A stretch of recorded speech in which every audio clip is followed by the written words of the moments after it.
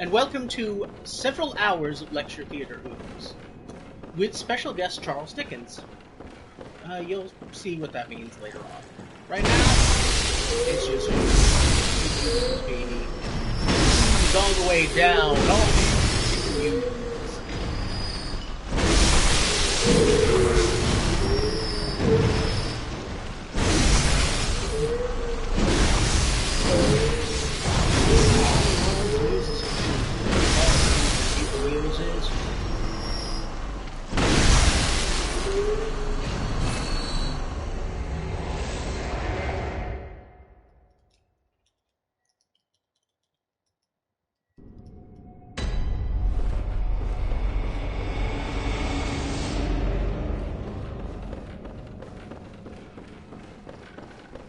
We had a start of 2.5 million.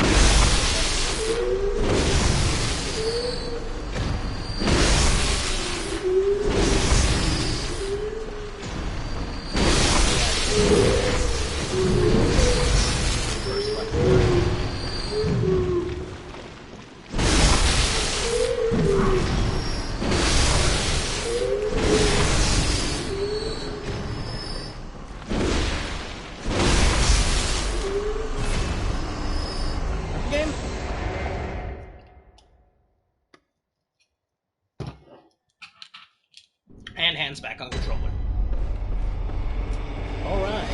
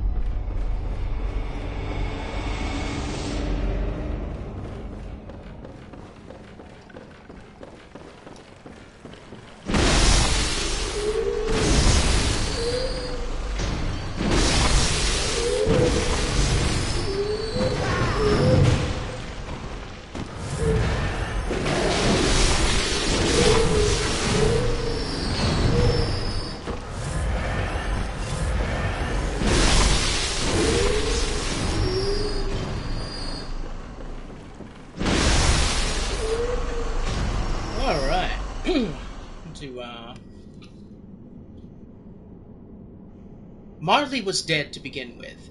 There is no doubt whatever about that.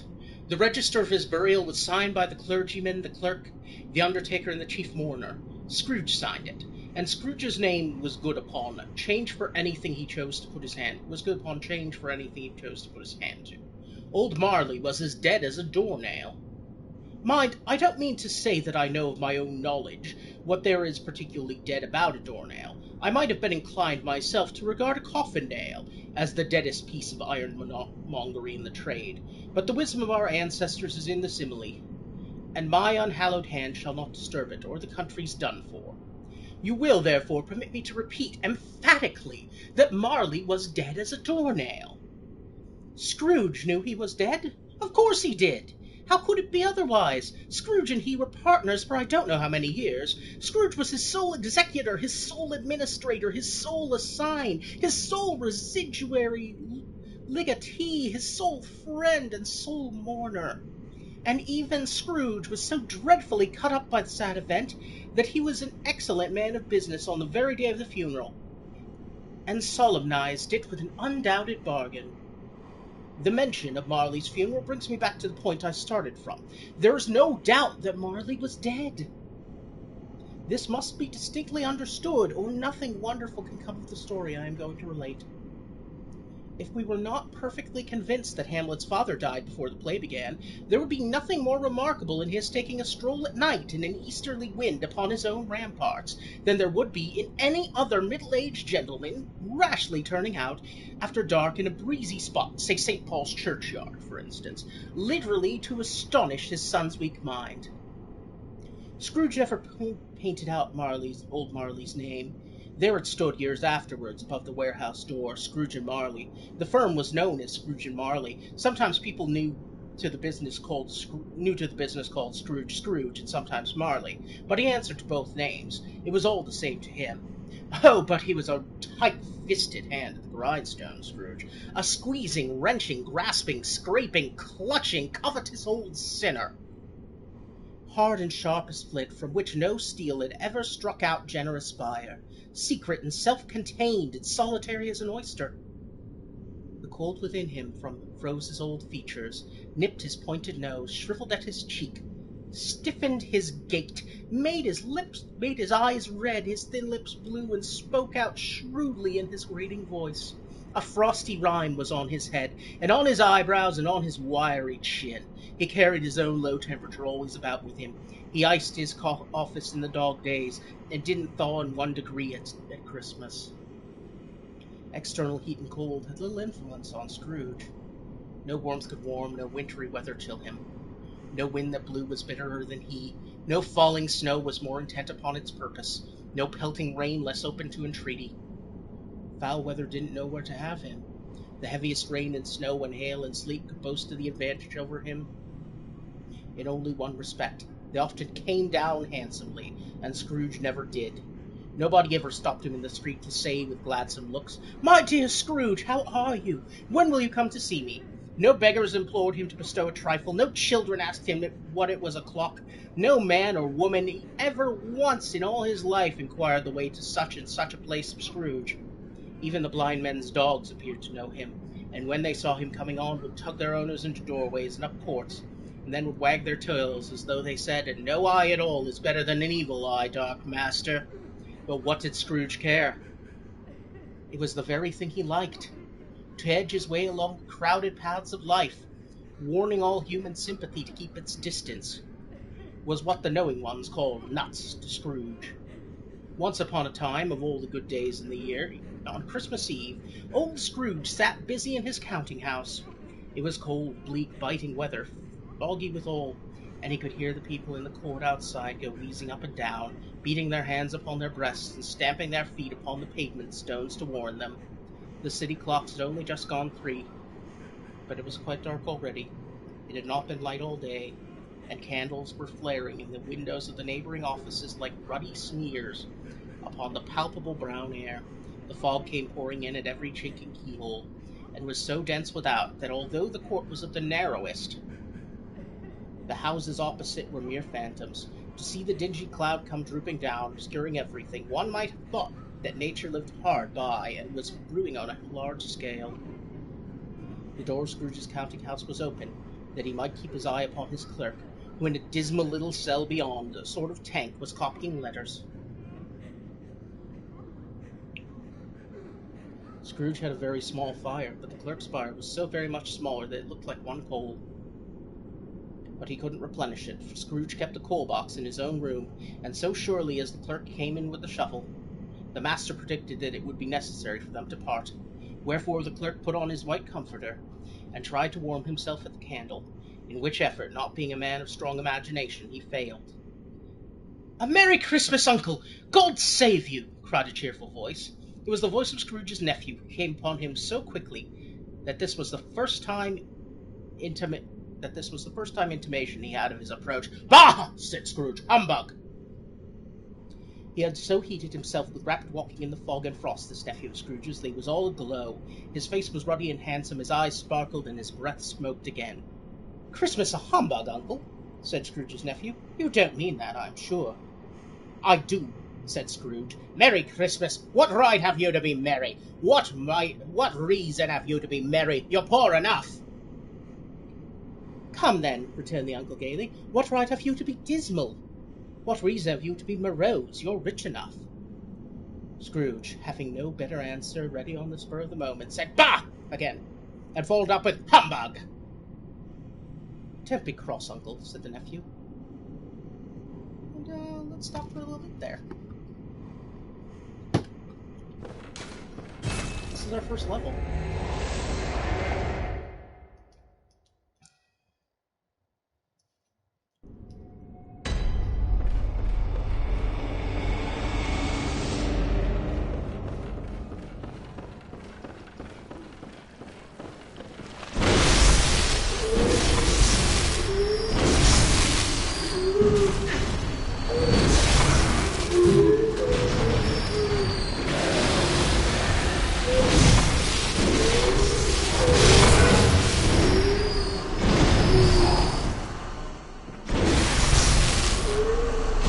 Banking our first at 7.6 million. And then we will check in on Scrooge.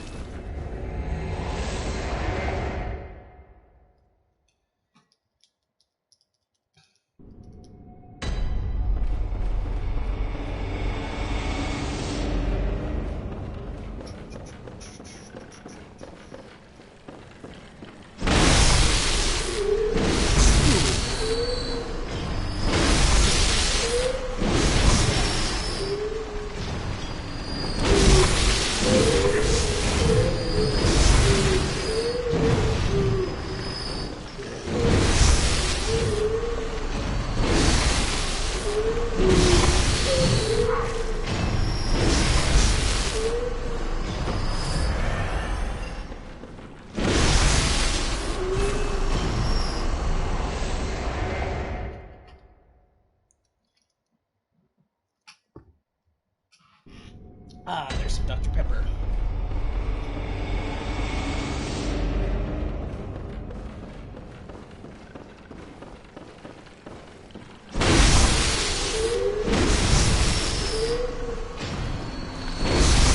$1 million to be banked again.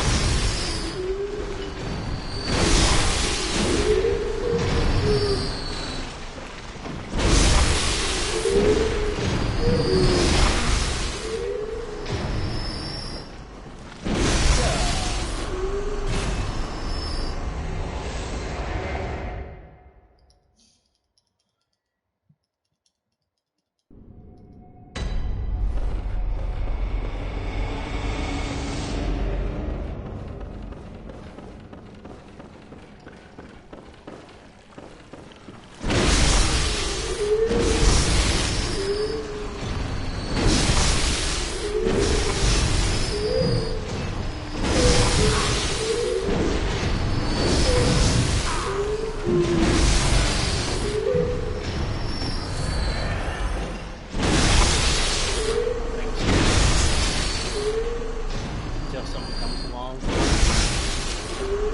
And someone might not. It's quite possible. And that's okay too.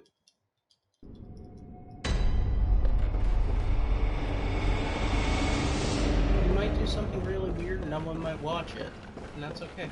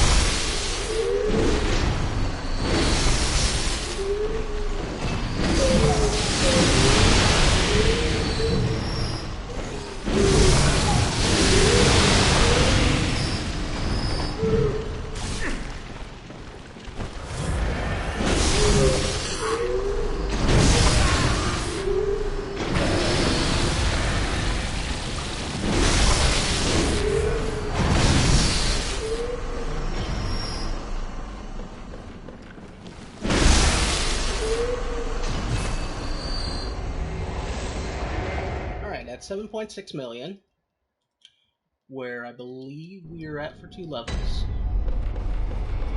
Yeah. I will be doing my first bank. And I will confirm.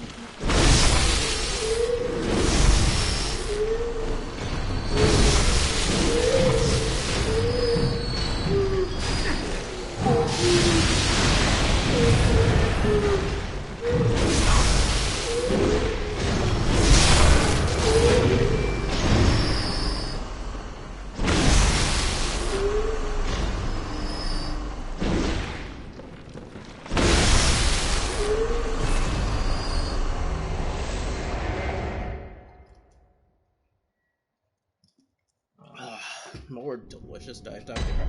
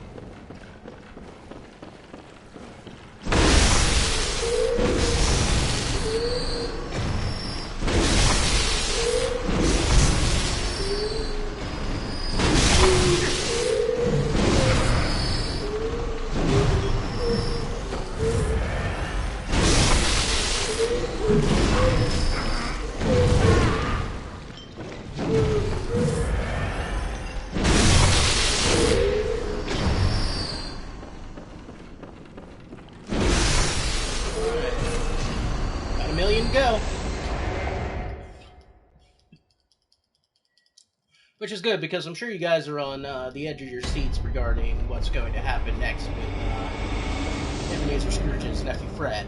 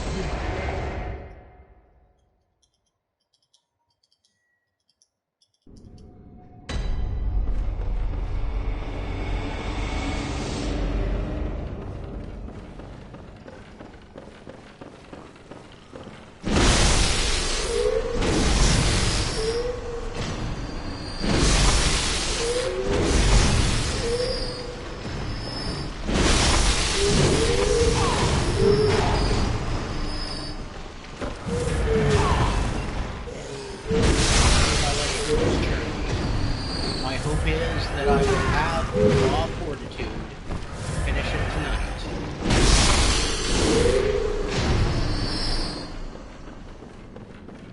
I think I can.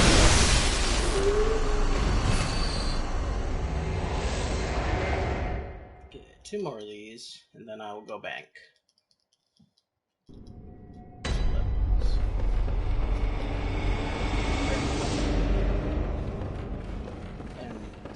Now I won't need to re-up on Hunter's Marks for a while.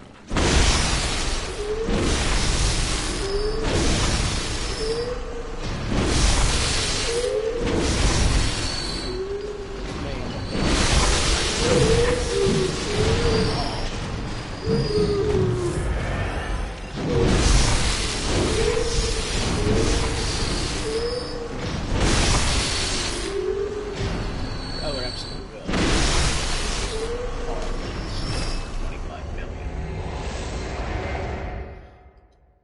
And I have roughly, say, roughly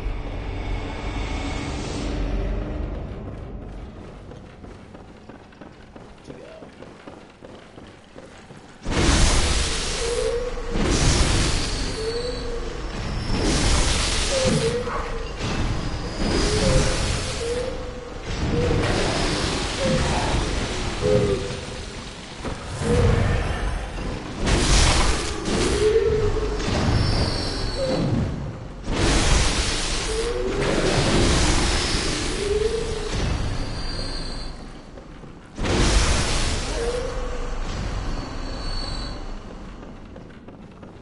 Now,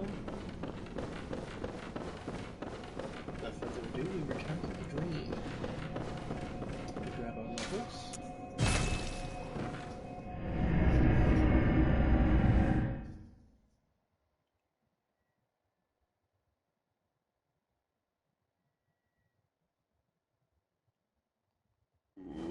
What else can I be? Returned the uncle. When I live in such a world of fools as this. Merry Christmas! Out upon Merry Christmas! What's Christmas time to you but a time for paying bills without money? A time for finding yourself a year older, not an hour richer. A time for balancing your books, and having every item in them through a round dozen a month presented dead against you. If I could work my will, said Scrooge indignantly, every idiot who goes about with Merry Christmas on his lips should be boiled with his own pudding and buried with a stake of holly through his heart, he should. Uncle, pleaded the nephew. Nephew, returned the uncle sternly, keep Christmas in your own way and let me keep it in mine. Keep it, repeated Scrooge's nephew, but you don't keep it. Let me leave it alone, then, said Scrooge. Much good may it do to you, much good has it ever done you. There are many things from which I might have derived good by which I have not profited. I dare say, returned the nephew, Christmas among the rest, but I am sure I have always thought of Christmas time, when it has come round, apart from the veneration due to its sacred name and origin, if anything belonging to it can be apart from that, as a good time, a kind, forgiving, charitable, pleasant time. The only time I know of in the long calendar of the year when men and women seem by one consent to open their shut-up hearts freely and to think of people below them as if they really were fellow passengers to the grave, and not another race of creatures bound on another journey, on other journeys. And therefore, uncle, though it has never put a scrap of gold or silver in my pocket, I believe that it has done me good, and it will do me good, and I say God bless it. The clerk in the tank involuntarily applauded. Becoming immediately sensible of the impropriety, he poked the fire and extinguished the last frail spark forever. "Let me hear another sound for you," said Scrooge, "and you'll keep your Christmas by losing your situation. You're such a powerful speaker, sir," he added, turning to his nephew. "I wonder you don't go into Parliament." "Don't be angry, uncle. Come dine with us tomorrow." Scrooge said that he would see him. Yes, indeed, he did. He went the whole length of the expression, and said that he would see him in that extremity first. "But why?" cried Scrooge's nephew. "Why?" "Why did you get married?" said Scrooge. "Because I fell in love." "Because you fell in love," growled Scrooge, "as if that were the only thing in the world more ridiculous than a Merry Christmas. Good afternoon." "Nay, uncle, but you never came to see me before that happened. Why give it as a reason for not coming now?" "Good afternoon," said Scrooge. "I want nothing of you. I ask nothing of you. Why cannot we be friends?" "Good afternoon," said Scrooge. "I am sorry with all my heart to find you as resolute. We have never had any quarrel to which I have been a party. But I have made the trial in homage to Christmas, and I'll keep my Christmas humour to the last. So a Merry Christmas to you, uncle."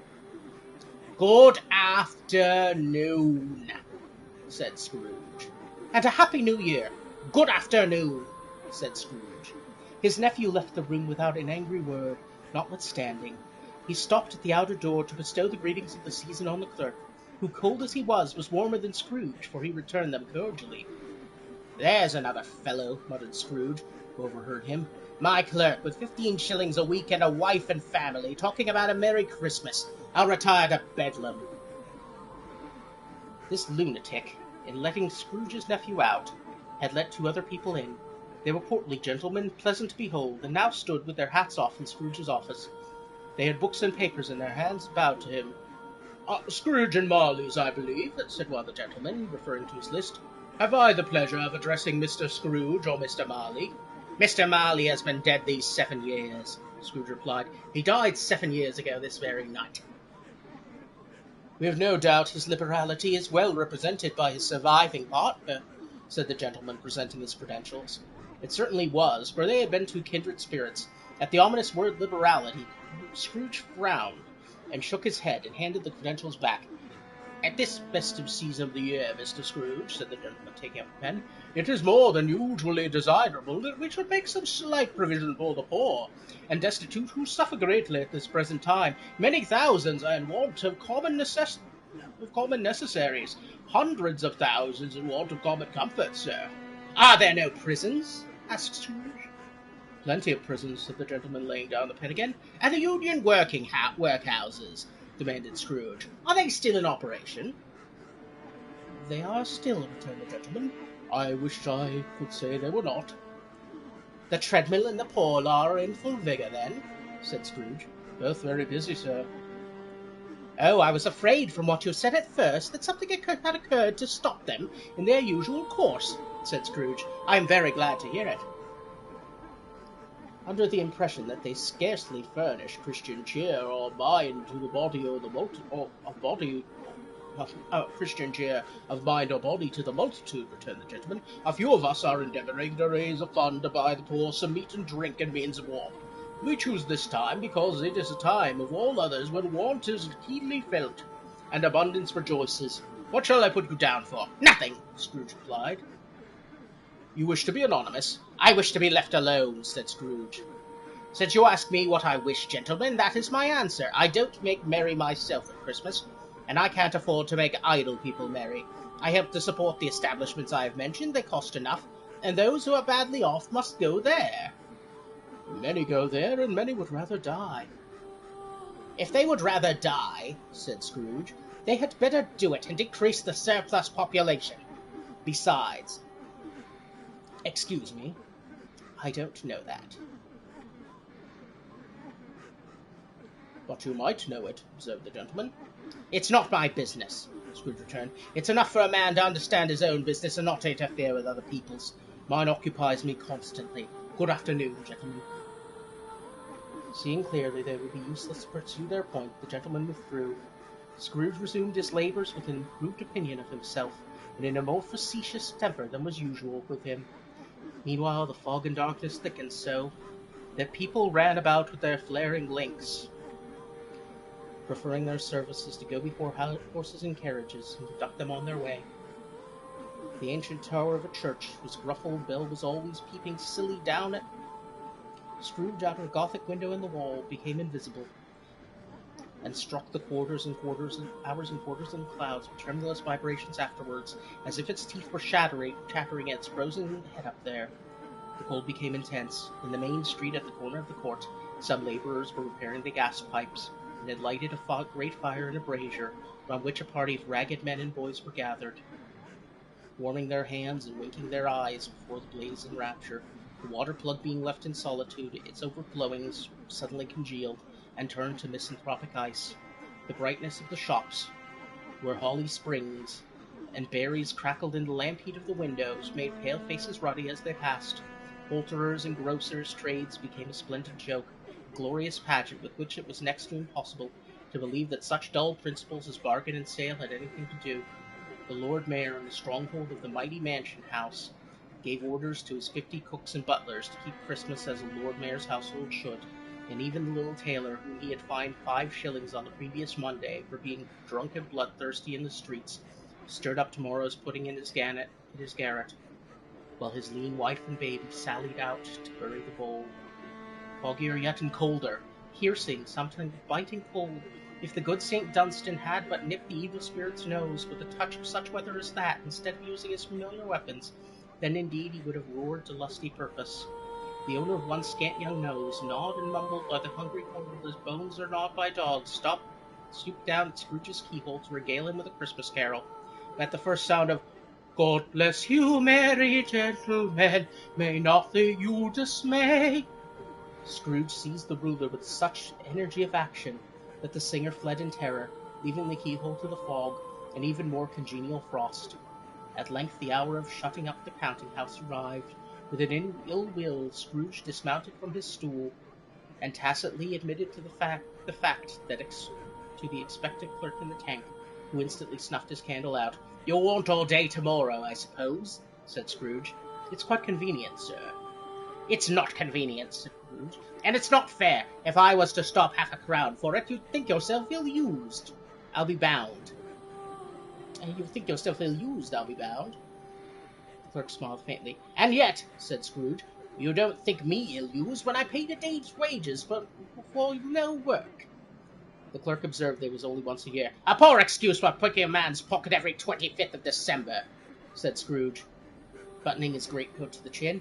"But I suppose you must have the whole day. Be here all the earlier next morning." The clerk promised that he would, and Scrooge walked out with a growl. The office was closed in a twinkling, and the clerk, with the long ends of his white comforter dangling below his waist, went down a slide on Cornhill, at the end of a lane of boys, 20 times, in honour of it being Christmas Eve, and then ran home to Camden Town as hard as he could pelt, to play at Blindman's Bluff. Scrooge took his melancholy dinner at his usual melancholy tavern, and having read all the newspapers and beguiled all the rest of the evening with his banker's book, went to bed. He lived in chambers which had once belonged to his deceased partner. They were a gloomy suite of rooms, in a lowering pile of building up a yard, where it had so little business to be, that no one could scarcely help fancying it would have run there when it was a young house, playing at hide-and-seek with other houses, and had forgotten the way out again. It was old enough now, and dreary enough, for nobody lived in it but Scrooge, the other rooms being all let out as offices. The yard was so dark that even Scrooge knew its every stone was painted and broke with his hands. The fog and frost so hung about the black old gateway of the house that it seemed as if the genius of the weather sat in mournful meditation on the threshold. Now it is a fact that there was nothing at all particular about the knocker on the door, except that it was very large. It is also a fact that Scrooge had seen it night and morning during his whole residence in that place. Also that Scrooge had so little of what is called fancy about him as any man in the streets of London, even including, which is a bold word, the corporation, aldermen in livery. Let it also be borne in mind that Scrooge had not bestowed one thought on Marley since his last mention of his 7 years dead partner that afternoon. Then let any man explain to me, if he can, how it happened that Scrooge, having his key in the lock of the door, saw in the knocker, without its undergoing any immediate process of change, not a knocker, but Marley's face. Marley's face! It was not an impenetrable shadow as the other objects in the yard were, but had a dismal light about it, like a bad lobster in a dark cellar. It was not angry or ferocious, but looked at Scrooge as Marley used to look, with ghostly spectacles turned up on its ghostly forehead. The hair was curiously stirred, as if by a breath of hot air, and though the eyes were wide open, they were perfectly motionless. That and its livid color made it horrible, and its horror seemed to be in spite of the face, and beyond its control, rather than part of its own expression. As Scrooge looked fixedly at this phenomenon, it was a knocker again. His lady was not startled, and his blood was not conscious of a terrible sensation to which it had been a stranger from infancy would be untrue. But he put his hand upon the key as he had relinquished, turned it sturdily, walked in, and lighted his candle. He did pause with a moment's resolution before he shut the door, and he did look cautiously behind it first, as if he had half expected to be terrified with the sight of Marley's pigtail sticking out into the hall. There was nothing at the back of the door, except the screws and nuts that held the knocker on, so he said, "Pooh, pooh!" and closed it with a bang. The sound resounded through the house like thunder. Every room above, every cask in the wine merchant's cellars below, appeared to have a separate peal of echoes of its own. Scrooge was not a man to be frightened by echoes. He fastened the door and walked across the hall and up the stairs slowly too, trimming his candle as he went. You may talk vaguely about driving a coach and six up a good old flight of stairs, or through a bad young Act of Parliament, but I mean to say you might have got a hearse up that staircase and take it broadwise, with the splinter bar toward the wall, and the door toward the balustrade, and done it easy. There was plenty of width for that, and room to spare, which is perhaps the reason why Scrooge thought he saw a locomotive hearse going on before him in the gloom. Half a dozen gas lamps out of the street wouldn't have lighted the entry too well, and you may suppose that it was pretty dark in Scrooge's dip. Up Scrooge went, not caring a button for that. Darkness is cheap, and Scrooge liked it. But before he shut his heavy door, he walked through his rooms to see that was all right. He had just enough recollection of the face to desire to do that. Sitting room, bedroom, lumber room, all as they should be. Nothing under the table, nothing under the sofa. A small fire in the grate, spoon and basin ready, and a little saucepan of gruel. Scrooge had a cold in his head. Upon the hob. Nobody under the bed, nobody in the closet, nobody in his dressing gown, which was hanging up at a suspicious altitude against the wall. Lumber room as usual, old fire guard, old shoes, 2 fish baskets, washstand on 3 legs, and a poker.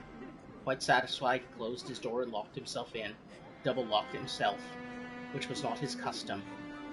Thus secured against surprise, he took off his cravat, put on his dressing gown and slippers, and his nightcap, and sat down before the fire to take his gruel. It was a very low fire indeed, nothing on such a bitter night. He was obliged to sit close to it and brood over it before he could extract the least sense of warmth from such a handful of fuel. The fireplace was an old one, built by some Dutch merchant long ago, and paved all round with quaint Dutch tiles. Hey, welcome aboard. Designed to illustrate the scriptures.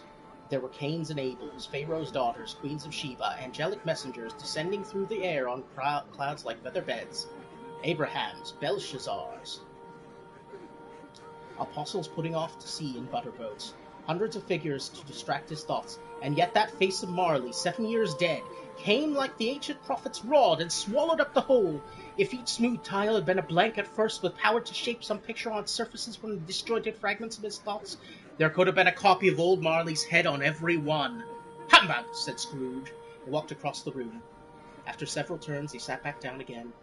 As he threw his head back in the chair, his glance happened to rest upon a disused bell that hung in the room. and communicated for some reason purpose long forgotten with a chamber in the highest story of the building. It was with great astonishment, with a strange inexplicable dread, that as he looked, he saw this bell begin to swing. It swung so softly in the outset that it scarcely made a sound, but soon it rang out loudly, and so did every bell in the house. This might have lasted half a minute or a minute, but it ceased in an hour. The bells ceased as they had begun together. They were succeeded by a clanking noise deep down below, as if some person were dragging a heavy chain over the casks in the merchant's cellar. Scrooge then remembered to have heard that ghosts in haunted houses were described as dragging chains. The cellar door flew open with a booming sound, and then he heard the noise much louder on the floor below, then coming up the stairs, then coming straight toward his door. "It's humbug still," said Scrooge. "I won't believe it." His colour changed, though, when through a pause it came on through the heavy door, and passed into the room before his eyes. Upon it, coming in the dying flame, leaped up as though it cried, "I know him! Marley's ghost!" and fell again. The same face, the very same. Marley in his pigtail, usual waistcoat, tights, and boots, the tassels on the ladder bristling like his pigtail, and the coat skirts and the hair upon his head. The chain he drew was clasped about his middle. It was long and wound about him like a tail, and it was made, for Scrooge observed it closely, of cash boxes, keys, padlocks, ledgers, deeds, and heavy purses wrought in steel.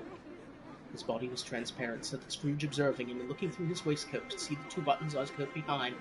Scrooge had often heard it said that Marley had no bowels, but he had never believed it until now. No, nor did he believe it even now, though he looked the phantom through and through and saw it standing before him, though he felt the chilling influence of its death-cold eyes, and marked the very texture of the folded kerchief bound about its head and chin, which wrapper he had not observed before. He was still incredulous, and fought against his senses. "How now?" said Scrooge, caustic and cold as ever. "What do you want with me?" "Much." Marley's voice, no doubt about it. "Who are you?" "Ask me who I was." "Who were you, then?" said Scrooge, raising his voice. "You're particular for a shade." He was going to say to a shade, but substituted this as more appropriate. "In life I was your partner, Jacob Marley." Can you sit down?" asked Scrooge, looking doubtfully at him. "I can." "Do it, then." Scrooge asked the question because he didn't know whether a ghost so transparent might find himself in a condition to take a chair, and felt that in the event of it being impossible, it might involve the necessity of an embarrassing explanation. But the ghost sat down on the opposite side of the fireplace, as if he were quite used to it. "You don't believe in me," observed the ghost. "I don't," said Scrooge. "What evidence would you have of my reality beyond that of your own senses?" "I don't know," said Scrooge. "Why do you doubt your senses?" "Because," said Scrooge, "a little thing affects them. A slight disorder of the stomach makes them cheats. You may be an undigested bit of beef, a blot of mustard, a crumb of cheese, a fragment of an underdone potato. There's more of gravy than of grave about you, whatever you are." Scrooge was not in the habit of cracking jokes, nor did he feel in his heart by any means waggish then. The truth is that he tried to be smart, and as a means of distracting his own attention and keeping down his terror, for the spectre's voice disturbed the very marrow in his bones. To sit staring at those fixed glazed eyes in silence for a moment would play. Scrooge felt the very deuce in him. There was something very awful, too, in the spectre's being provided with an infernal atmosphere of its own. Scrooge could not feel it himself, but this was clearly the case. For though the ghost sat perfectly motionless, its hair and skirts and tassels were still agitated by the hot vapour from an oven. "You see this toothpick?" said Scrooge, returning quickly to the charge, for the reason just assigned, and wishing, though it were only for a second, to divert the vision's stony gaze from him. "I do," replied the ghost. "You are not looking at it," said Scrooge. "But I see it," said the ghost, notwithstanding. "Well," returned Scrooge, "I have but to swallow this, and be for the rest of my days persecuted by a legion of goblins, all of my own creation. Humbug, I tell you, humbug!" At this the spirit raised a frightful cry, and shook its chain with such a dismal and appalling noise that Scrooge held on tight to his chair, to save himself from falling in a swoon.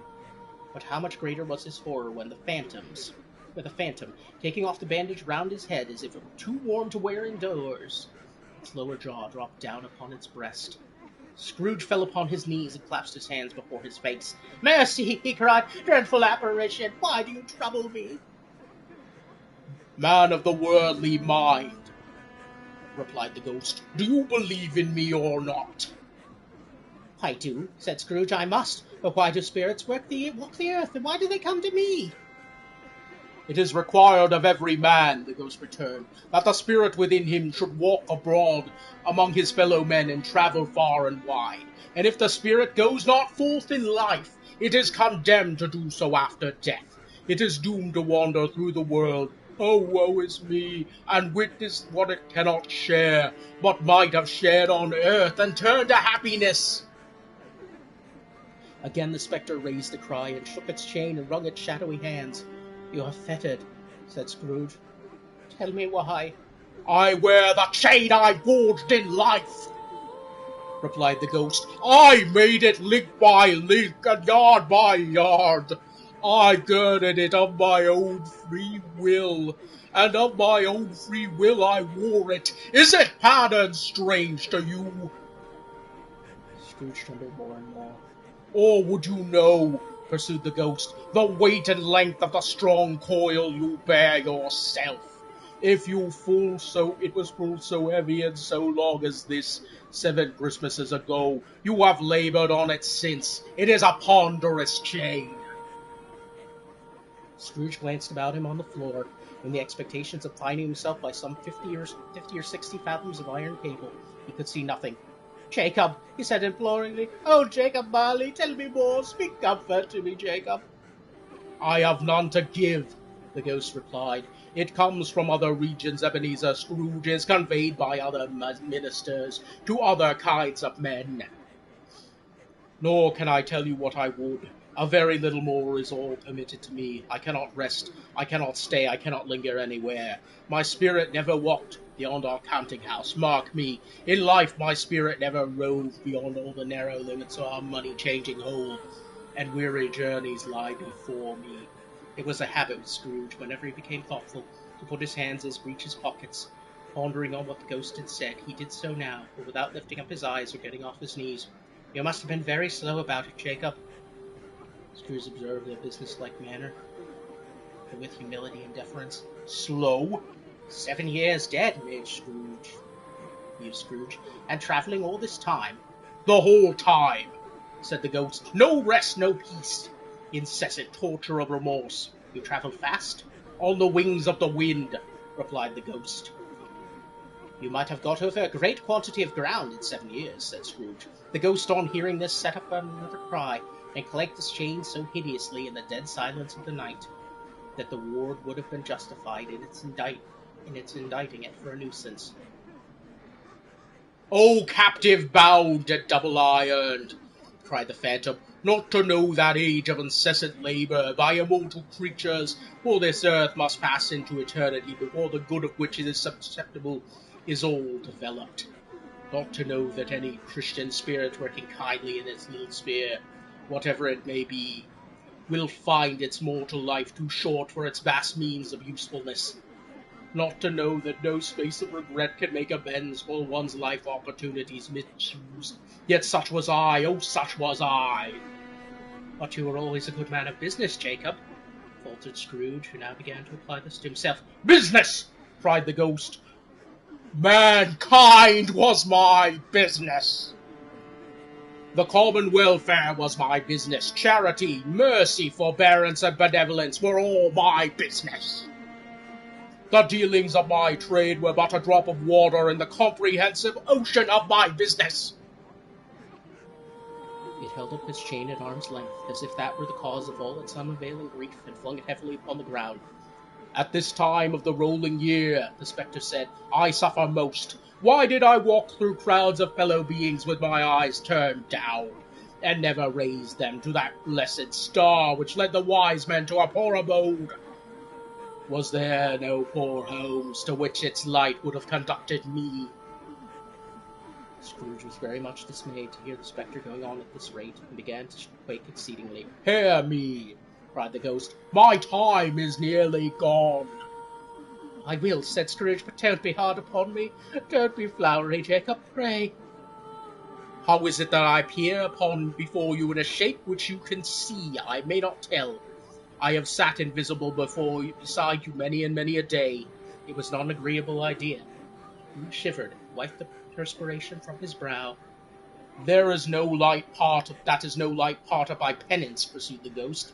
I am here tonight to warn you, and that you have yet a chance and hope of escaping my fate.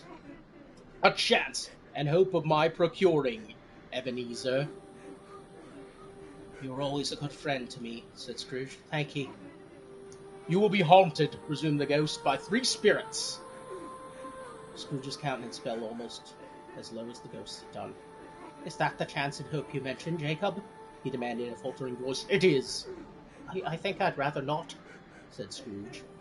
Without their visits, said the ghost, you cannot hope to shun the path I tread. Expect the first tomorrow when the bell tolls 1. Couldn't I take him all at once? Have it over, Jacob, hinted Scrooge. Expect the second upon the next night at the same hour. The third upon the next night when the last stroke of 12 has ceased to vibrate. Look to see me no more. Look that for your own sake you remember what has passed between us. When it had said these words, the spectre took its wrapper from the table, bound it round its head as before. Scrooge knew this by the smart sound its teeth made when the jaws were brought together by the bandage. He ventured to raise his eyes again and found his supernatural visitor confronting him in an erect attitude, with its chain wound over about its arm. The apparition walked backward from him. At every step it took, the window raised itself a little, so that when the spectre reached it, it was wide open. It beckoned Scrooge to approach, which he did. When they were then within 2 paces of each other, Marley's ghost held up its hand, warning him to come no nearer. Scrooge stopped, not so much in obedience as in surprise and fear, for on the raising of the hand, he became sensible of confused noises in the air, incoherent sounds of lamentation and regret, wailings inexpressibly sorrowful and self-accusatory. The spectre, after listening for a moment, joined in the mournful dirge, and floated out upon the bleak dark night. Scrooge followed to the window. Desperate in his curiosity, he looked out. The air was placid, filled with phantoms, wandering hither and thither in restless haste, and moaning as they went. Every one of them wore chains like Marley's ghost. Some few, they might be guilty governments, were linked together. None were free. Many had been personally known to Scrooge in their lives. He had been quite familiar with one old ghost in a white waistcoat with a monstrous iron safe attached to its ankle, who cried piteously at being unable to assist a wretched woman with an infant, whom it saw below upon a doorstep. The misery with them all was, clearly, that they sought to interfere for good in human matters, and had lost the power forever. Whether these creatures faded into mist, or mist enshrouded them, he could not tell, but they and their spirit voices faded together, and the night became as it had been when he walked home. Scrooge closed the window and examined the door by which the ghost had entered. It was double-locked, as he had locked it with his own hands, and the bolts were undisturbed. He tried to say humbug, but stopped at the first syllable, and being from the emotion he had undergone, on the fatigues of the day, or his glimpse of the invisible world, or the dull conversation of the ghost, or the lateness of the hour, much in need of repose, went straight to bed without undressing, and fell asleep upon the instant. All right. So, that is, I banked 2 levels, Welcome. and that is What is the it? first stage of Christmas Very Carol. well. Let me stand close. Now shut your eyes. I have timed this.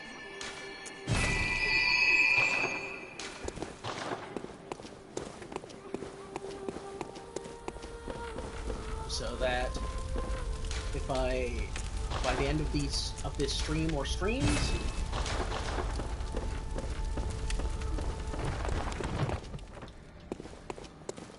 let me actually get an outright integer here. Well, what is it? Very well. Let me... 3,772,000. All right. Then I think we can be content with banking again at 7.6. And then we will encounter the ghosts of Christmas past. Right, let's drink some water. Level 525. Okay. I will generally be not speaking much unless I'm in chat, or unless I am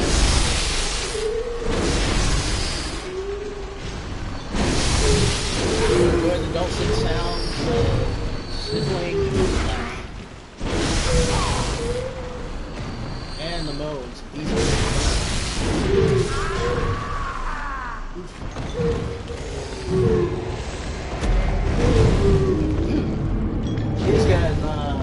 the booze they drank in life.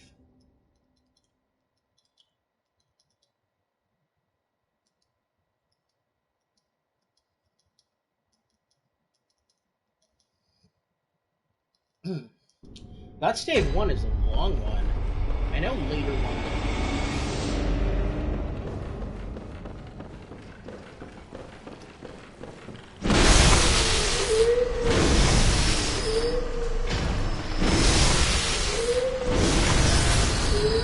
We'll be doing the beginning of stave 2 when I am 3.8.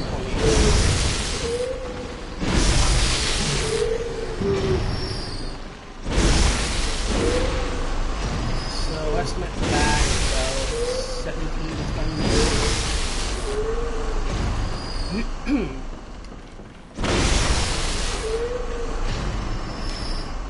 So if you're here for mostly a Christmas Carol, fix yourself a drink and a snack. If you're here mostly for lecture-oos, well, you're gonna get plenty of that.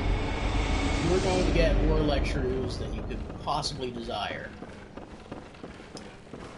Use levers.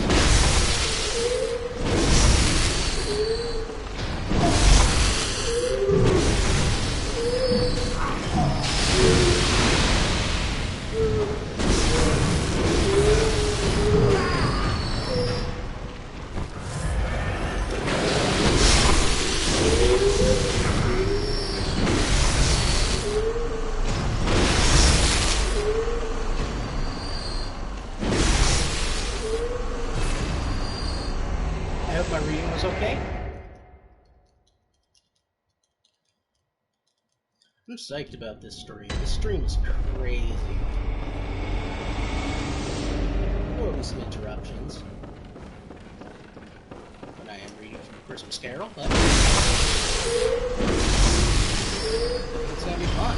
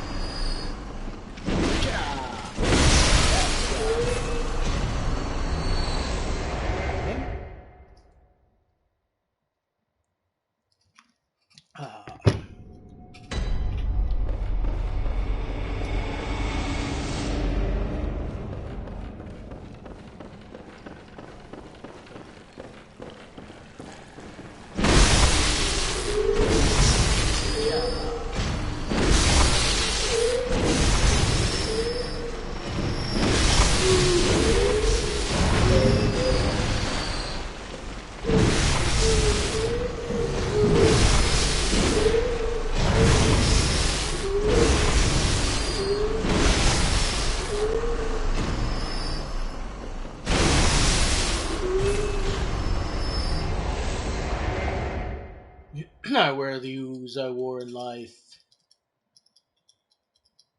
Oh, yeah, level 525? Oh, 523. Hey, 21 to go.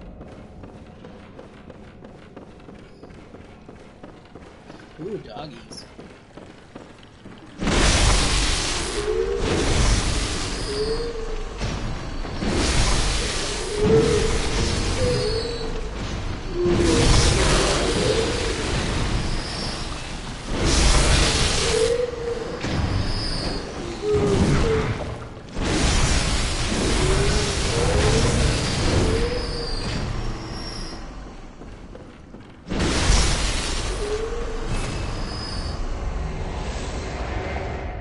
$2 million till Dickens.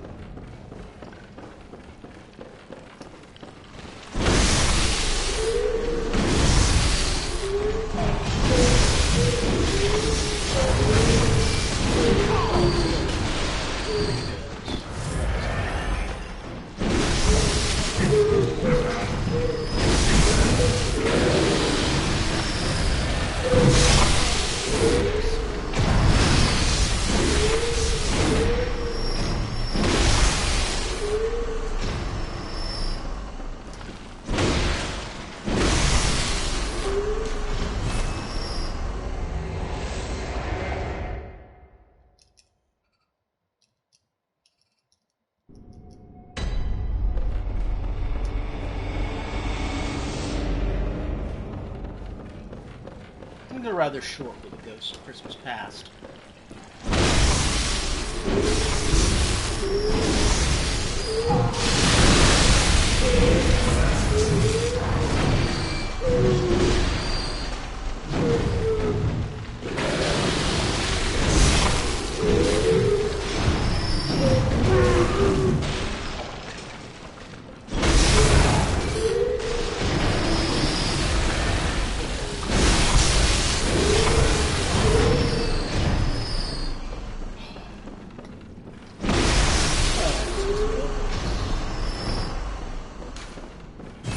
Sit on a potato pan, oh, to sit on a potato pan, oh, to sit on a potato pan.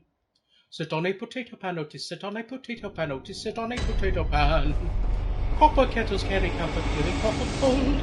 Copper kettles carry comfort, killing cough and cold. 1 hen, 2 ducks, 3 squawking geese, 4 limerick oysters, 5 it's very Madonna Berters squeeze, 7,000 Macedonian soldiers, and 4 rats away, 8 brass monkeys engaged in sacred books of Egypt, 9 apathetic boys and a diamond man on roller skates, with a marked propensity for procrastination and sloth, 10 lyrical spiritual dialogues and denizens of the deep, all stole around the flow of the plane all at the very same time. Oops, missed one. 1 hen, 2 ducks. Alright, I got my sounds. I'm backed up. I'm in theater kid space. And gonna have some fun. Use my mind. Something fun and artistic.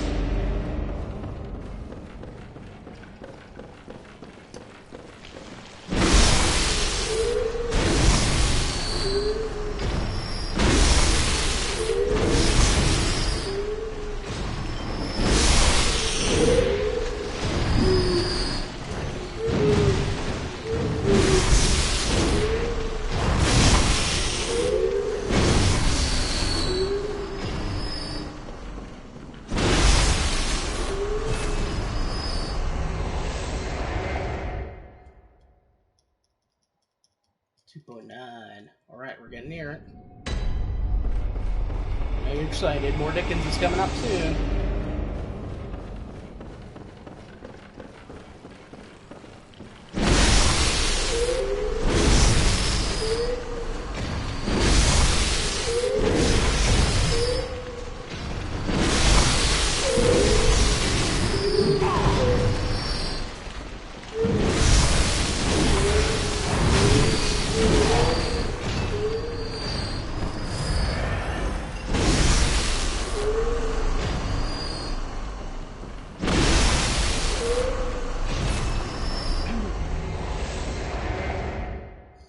This is gonna end up being a really good sleep stream.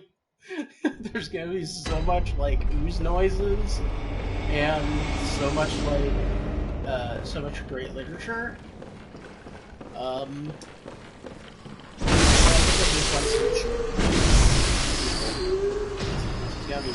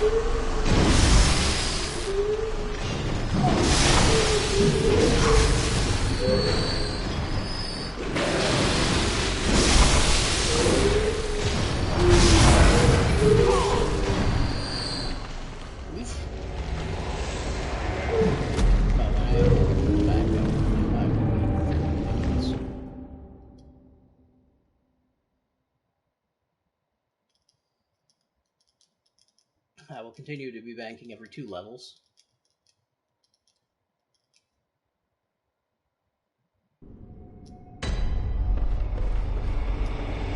Because that's about what the sword can handle.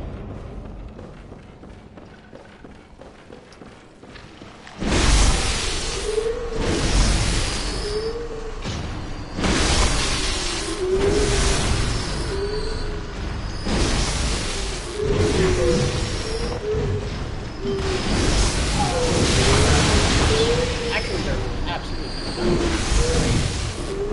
I would re-up 100 times.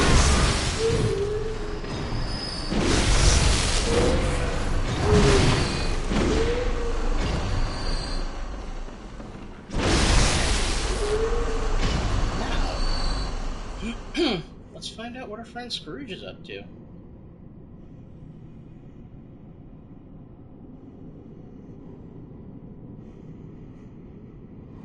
When Scrooge awoke, it was so dark that, looking out of the bed, he could scarcely distinguish the transparent window from the opaque walls of his chamber.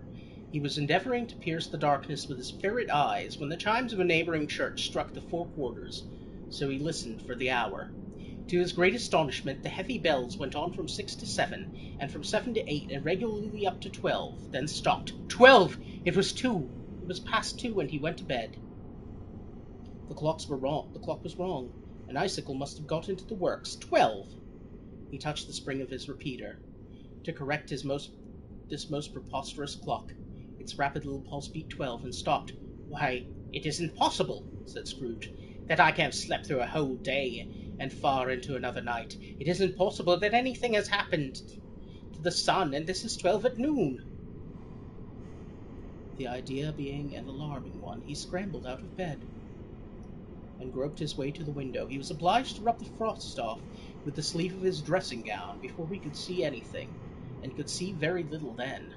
All he could make out was that it was still very foggy and extremely cold, and that there was no noise of people running to and fro, making a great stir, as there unquestionably would have been if night had beaten off bright day and taken possession of the world. This was a great relief, because 3 days after sight of his first of exchange paid to Mr. Ebenezer Scrooge or his order, and so forth, would have become a mere United States security if there were no days to count by. Scrooge went to bed again, and thought and thought and thought, and thought it over, and could make nothing of it. The more he thought, the more perplexed he was, and the more he endeavoured not to think, the more he thought. Marley's ghost bothered him exceedingly. Every time he resolved within himself, after mature inquiry, that it was all a dream, his mind flew back again, like a strong spring released, to its first position, and presented the same problem we worked all through. Was it a dream or not? Scrooge lay in this state until the chime had gone 3 quarters more, when he remembered on a sudden that the ghost had warned him of a visitation when the bell tolled 1. He resolved to lie awake until the hours was past, and considered that he could go no more to sleep than go to heaven. This was perhaps the wisest resolution in his power. The quarter was so long that he was more than once convinced he must have sunk into a doze unconsciously, and missed the clock. At length it broke upon his listening ear. "Ding dong! 1/4 past," said Scrooge, counting. "Ding dong! 1/2 past," said Scrooge. "Ding dong! The hour itself," said Scrooge triumphantly, "and nothing else." He spoke before the hour bell sounded, which it now did, with a deep, dull, hollow melancholy. 1. Light flashed up in the room upon the instant, and the curtains of his bed were drawn. The curtains of his bed were drawn aside, I tell you, by a hand. Not the curtains at his feet, nor the curtains at his back, but those to which his face was addressed. The curtains of his bed were drawn aside, and Scrooge, starting up into a half-recumbent attitude, found himself face to face with the unearthly visitor who drew them, as close to it as I am now to you, and I am standing in the spirit at your elbow. It was a strange figure, yet a child, yet so not like a child as like an old man, viewed through some supernatural medium which gave him the appearance of having receded from the view, and having diminished to a child's proportions. Its hair, which hung about its neck and down its back, was white, as if with age, and yet the face had not a wrinkle in it, and the tenderest bloom was on the skin. The arms were very long and muscular, the hands the same, as if its hold were of uncommon strength. Its legs and feet were delicately formed, were like those upper members, bare. It wore a tunic of the purest white, and round its waist was bound a lustrous belt, the sheen of which was beautiful. It held a branch of fresh green holly in its hand, and in singular contradiction of that wintry emblem, had its dress trimmed with summer flowers. But the strangest thing about it was that from the crown of its head there sprung a bright clear jet of light, by which all this was visible, and which was doubtless the occasion of its using, in its duller moments, a great extinguisher for a cap, which it now held under its arm. Even this, though when Scrooge looked at it with increasing steadfastness, was not its strangest quality, for its belt sparkled and glittered, now in one part, now in another, and what was light one instant at another time was dark, so the figure fluctuated in its distinctness, being now a thing with one leg, with one arm, now with one leg, now with 20 legs, now a pair of legs without a head, now a head without a body, of which dissolving parts no outline would be visible. Wow, this thing's kind of weird. In the dense gloom wherein they melted away, and in the very wonder of this, would be itself again distinct and clear as ever. "Are you the spirit, sir, whose coming was foretold to me?" asked Scrooge. "I am." The voice was soft and gentle, singularly low, as if instead of being so close inside him, it were at a distance. "Who are you, and what are you?" Scrooge demanded. "I am the ghost of Christmas past." "Long past?" inquired Scrooge, observant of its dwarfish posture. That's cute. "No, your past."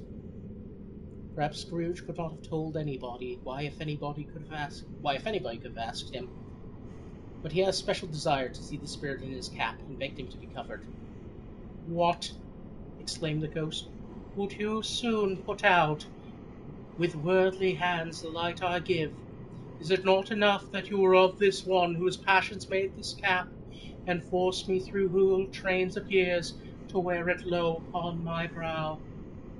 Scrooge reverently disclaimed all intention to offend, or any knowledge of having wilfully bonneted the spirit at any period of his life. He then made bold to inquire what business brought it there. "Your welfare," said the ghost. Scrooge expressed himself much obliged, but could not help thinking that a night of unbroken rest would have been more conducive to that end.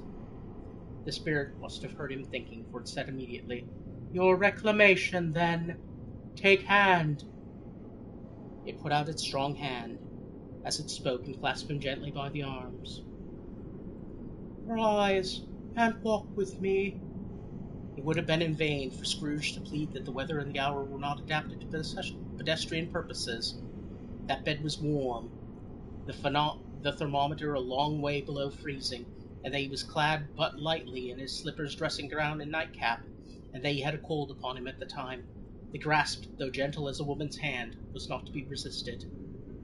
He rose, but finding that the spirit made toward the window, clasped its robe in supplication.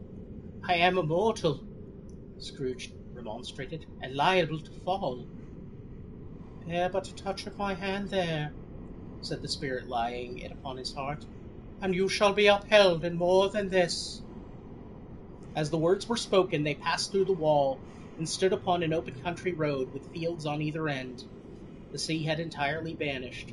Not a vestige of it was to be seen. The darkness and the mist had vanished with it, for it was a clear, cold winter day, with the snow upon the ground. "Good heavens!" said Scrooge, clasping his hands together as he looked about him. "I was bred in this place. I was a boy here."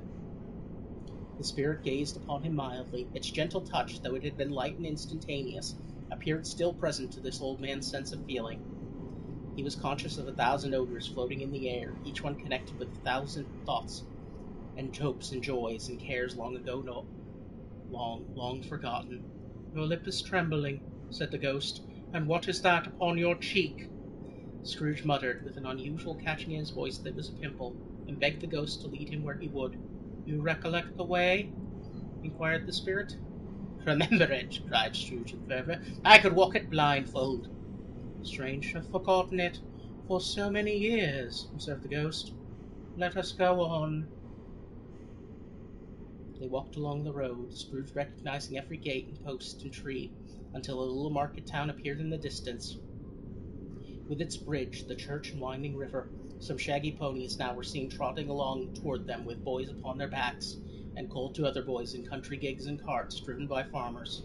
All these boys were in great spirits, and shouted to each other until the broad fields were so full of merry music that the crisp air laughed to hear it. These are but shadows of the things that have been, said the ghost. They have no consciousness of us. The jocund travellers came on, and as they came, Scrooge knew and named every one. Why was he rejoiced beyond all bounds to see them? Why did his cold eye glisten, and his heart leap up as they went past? Why was he filled with gladness when he heard them give each other Merry Christmas as they parted at crossroads and byways for their own several homes? What was Merry Christmas to Scrooge? What good had it ever done to him? Alright, I think we're going to stop there, and we're going to review news update.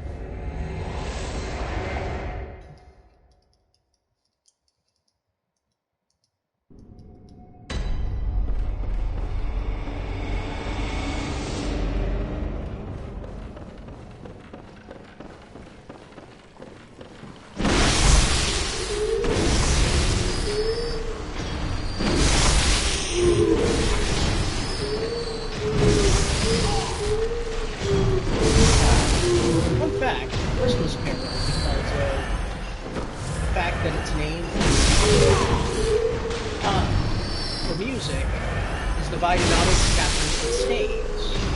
There are 12 staves in A Christmas Carol. We are at the middle of staff 2. The second stave, rather. And we have gotten a total of 3 levels this stream. From 521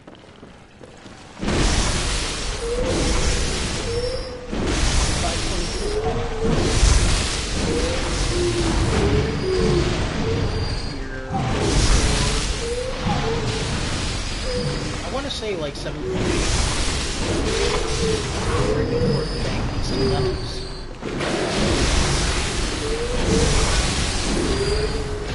Prepare my weapon. We'll find out at last what happens to Scrooge in the past.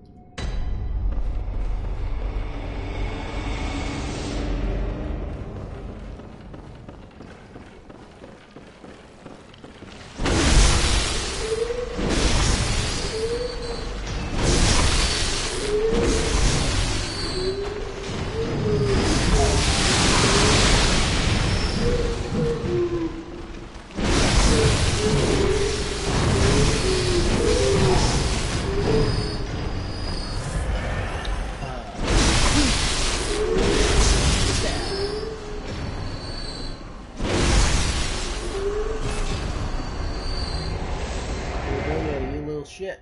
3 million worth of you little shits to go till Dickens.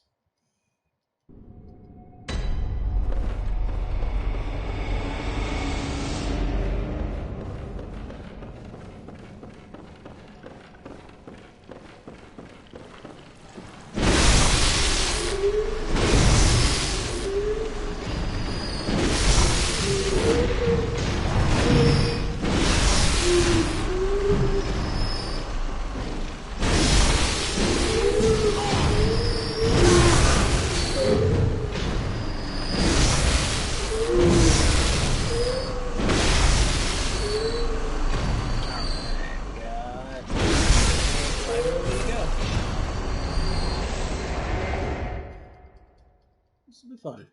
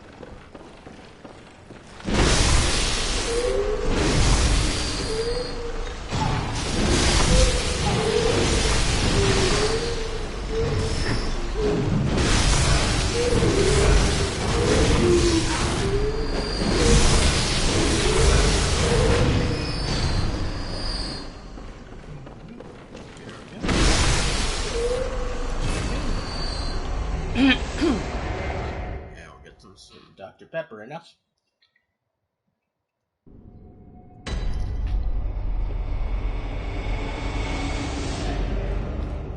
Wait. $2 million bank.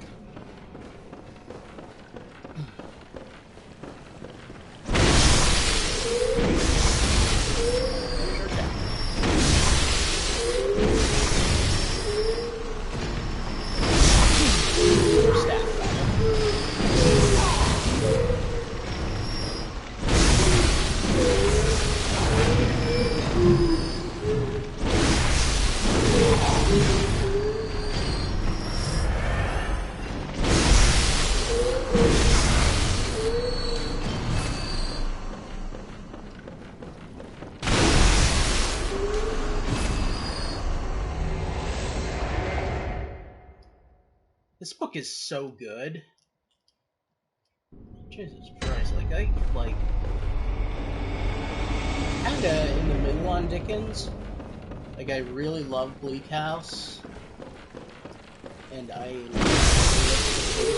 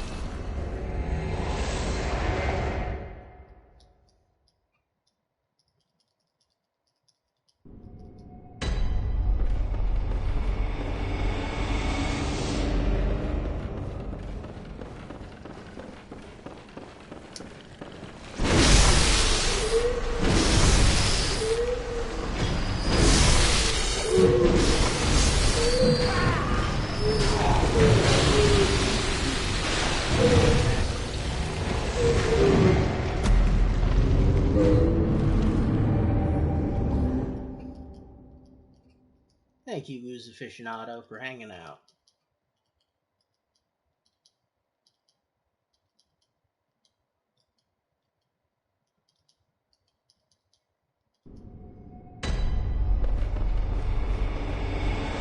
Happy holidays to you.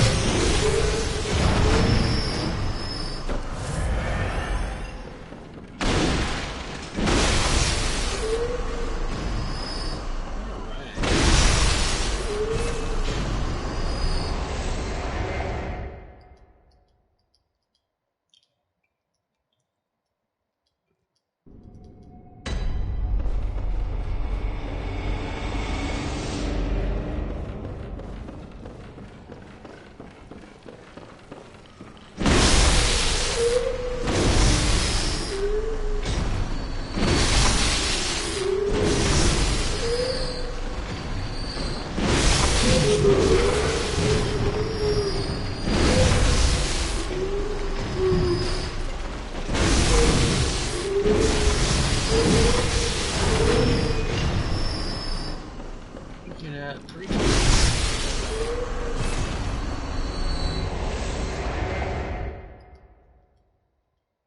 And then we will return to Christmas Past.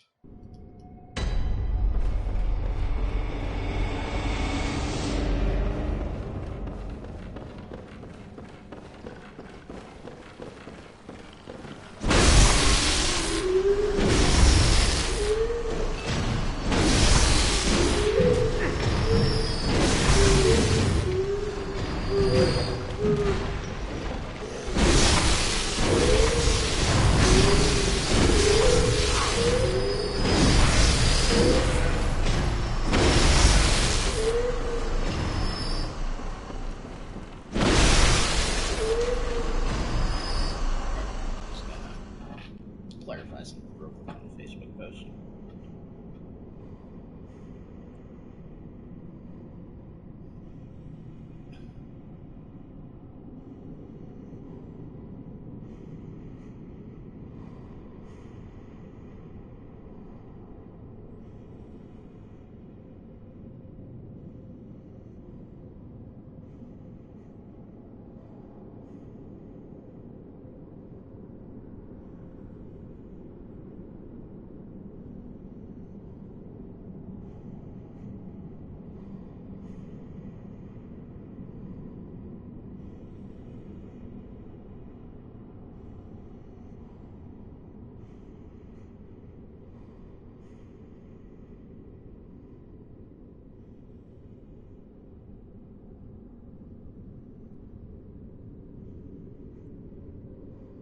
Alright, boom. I'll be at this for a very long time. Feel free to drop in and out. People should know that.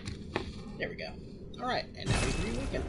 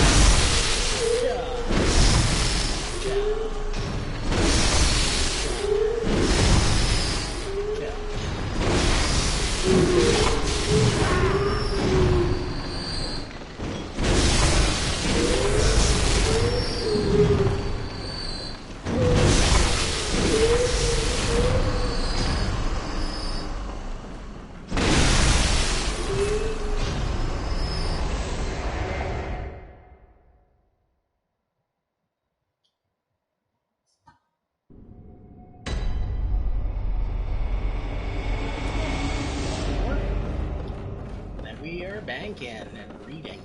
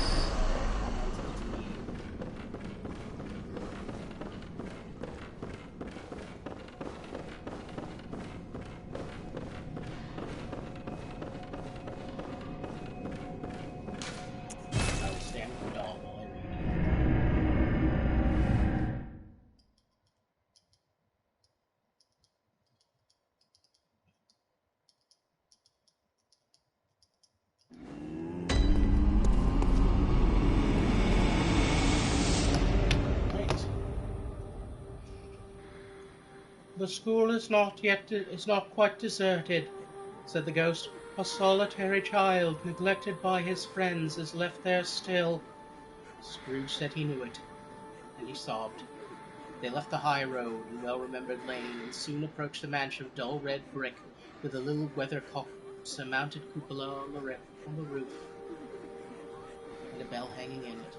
It was a large house, but one of broken fortunes, for the spacious offices were little used, their walls were damp and mossy, their windows broken, their gates decayed, fowls clucked and strutted in the stables, and the coach houses and sheds were overrun with grass, nor was it more retentive of its ancient state within, for entering the dreary hall and glancing through the many doors and many rooms, they found them poorly furnished, cold and vast. There was an earthly savour in the air, a chilly bareness in the place, which associated itself somehow with too much getting up by candlelight and not too much to eat. They went, the ghost and Scrooge, across the hall to a door at the back of the house. It opened before them and disclosed a long, bare, melancholy room, made barer still by lines of plain deal forms and desks. At one of these was a lonely boy who was reading near a feeble fire, and Scrooge sat down upon a form, and wept to see his poor forgotten self as he had used to be. Not a latent echo in the house, not a squeak and scuffle from the mice behind the paneling, not a drip from the half-thawed water spout in the dull yard behind, not a sigh among the leafless boughs of one despondent poplar, not the idle swinging of an empty storehouse door. No, not a clicking in the fire, but what fell upon the heart of Scrooge with softening influence, and gave a freer passage to his tears. The spirit touched him on his arm and pointed to his younger self, intent upon his reading. Suddenly a man in foreign garments, wonderfully real and distinct to look at, stood outside the window, with an axe stuck in his belt, and leading by the bridle, an ass laden with wood. "Why, it's Ali Baba!" Scrooge exclaimed in ecstasy. "It's dear old honest Ali Baba. Yes, I know, one Christmas time when yonder solitary child was left here all alone, he did come, for the first time, just like that. Poor boy, and Valentine," said Scrooge, "and his wild brother Orson. There they go. And what's his name, who was put down in his drawers asleep at the gate of Damascus, didn't you see him? And the Sultan's groom turned upside down by the genii? There he is upon the head. Serve him right, I'm glad of it. What business had he to be married to the princess?" To hear Scrooge expending all the earnestness of his nature on such subjects, in a most extraordinary voice between laughing and crying, and to see its heightened and excited face would have been a surprise to his business friends in the city, indeed. "There's the parrot!" cried Scrooge. "Green body and yellow tail, with a thing like a lettuce growing out of the top of its head. There he is, poor Robin Crusoe, he called him, where he came home again and again after sailing round the island. Poor Robin Crusoe! Where have you been, Robin Crusoe?" The man thought he was dreaming, but he wasn't. It was the parrot, you know. There goes Friday, running for his life to the little creek. "Halloa! Hoop! Hallo!" There, with the rapidity of transition very foreign to his usual character, he said in pity for its former self, "Poor boy," and cried again. "I wish," Scrooge muttered, putting his hand in his pocket, looking about him after drying his eyes with a cup. "But it's too late now." "What's the matter?" asked the spirit. "Nothing," said Scrooge, "nothing. There was a boy singing at the Christmas carol at my door last night. I would like to have given him something, that's all." The ghost smiled thoughtfully and waved its hand, saying as it did so, "Let us see another Christmas." Scrooge's former self grew larger at the words, and the room became a little darker and more dirty. The candle shrunk, the windows cracked, fragments of plaster fell out of the ceiling, and the naked laths were shown instead. But how all this was brought about, Scrooge knew no more than you do. He only knew that it was quite correct, that everything had happened so that there he was alone again, when all the other boys had gone home for the jolly holidays. He was not reading now, but walking up and down despairingly. Scrooge looked at the ghost, and with a mournful shaking of his head, glanced anxiously toward the door. It opened, and a little girl much younger than the boy came darting in, and putting her arms about his neck, and often kissing him, addressed him as her dear brother. "I've come to bring you home, dear brother," said the child, clapping her tiny hands and bending down to laugh. "To bring you home! Home!" "Home, little fan?" "Home, little fan," returned the boy. "Yes," said the child, brimful of glee. "Home for good and all, home for ever and ever. Father's so much kinder than he used to be. That home's like heaven. He spoke so gently to me one dear night when I was going to bed, and I was not afraid to ask him once more if you might come home. And he said, yes, you should, and sent me in a coach to bring you. You're to be a man, said the child, opening her eyes, and are never to come home, and are never to come back here. But first we'll be together all the Christmas long, and have the merriest time in all the world. You are quite a woman, little Fan, exclaimed the boy. She clapped her hands and laughed, and tried to touch his head, but being too little, laughed again, and stood on tiptoes to embrace him. Then she began to drag him, in her childish eagerness, toward the door. And he, nothing loath to go, accompanied her. A terrible voice in the hall cried, "Bring down Master Scrooge's box, then!" And in the hall appeared the schoolmaster himself, who glared on Master Scrooge with ferocious condescension, and threw him into a dreadful state of mind by shaking hands with him. He then conveyed him and his sister into the veriest old well of a shivering best parlour that ever had seen, where the maps upon the wall and the celestial and terrestrial globes in the windows were waxy with gold. Here he produced a decanter of curiously light wine, and a block of curiously heavy cake, and administered installments of those dainties to the young people, and at the same time sending out a meagre servant, to offer a glass of something to a post-boy, who answered that he thanked the gentleman, but if it was the same tap as he had tasted before, he had rather not.